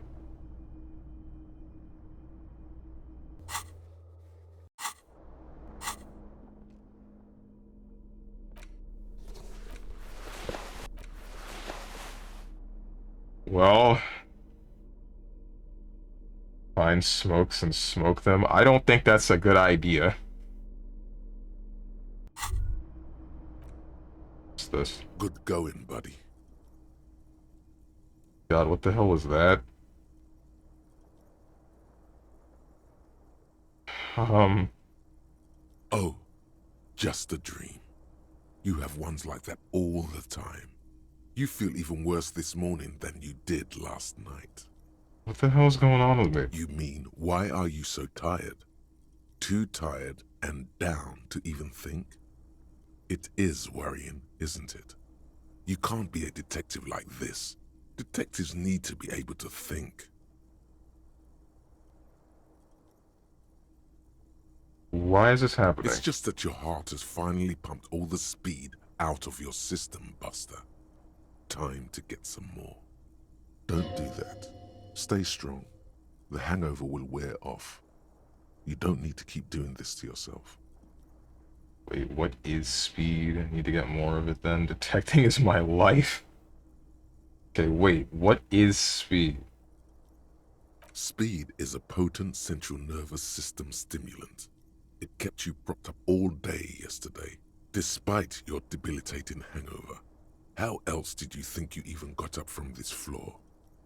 You got up from this floor because of a holy vow you made 16 years ago. With me. To wake up exactly 7:30 every morning until the day you die. Don't be silly. There was no vow. You were high on speed. That was the only reason you got up. You can't detect without it. It's that simple.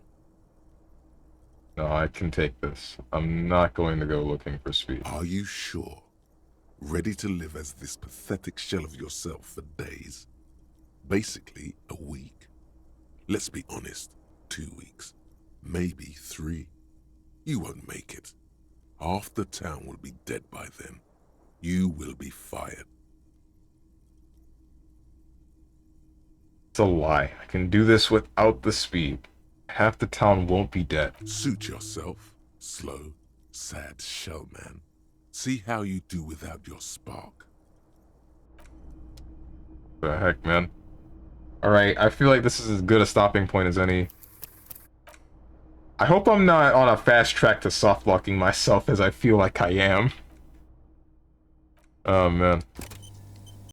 FYI, drugs will give you temporary bonuses to your stats to help you make stat checks. I figured that would be the case. I don't see why it wouldn't work that way. Why not? Kim smokes. And Kim's a bad influence. Can't be fired if everyone else is dead. That's the logic of a Dota character. Anyway, guys, that's gonna do it for today's stream.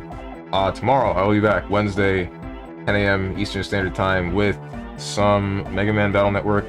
Hopefully gonna be able to finish that game that day. I don't know if I actually will, though. I'm not entirely sure how much I have left of that first game. Thursday, I'll be back with Yakuza 0. Friday will be some Monster Hunter World. And then Saturday will be some Street Fighter 6. Hopefully that is fun. I've heard nothing but good things just about from most recent stuff, so yeah, I'm looking forward to it, really looking forward to it. So, if you guys got anything to say to me or anyone else who decided to join, hit up the Discord below the stream. If you click the picture that says Discord, I'm gonna go get food, and I hope you guys have a good rest of your day, evening, morning, or night, whatever time it might be for you. Thank you for watching, and goodbye.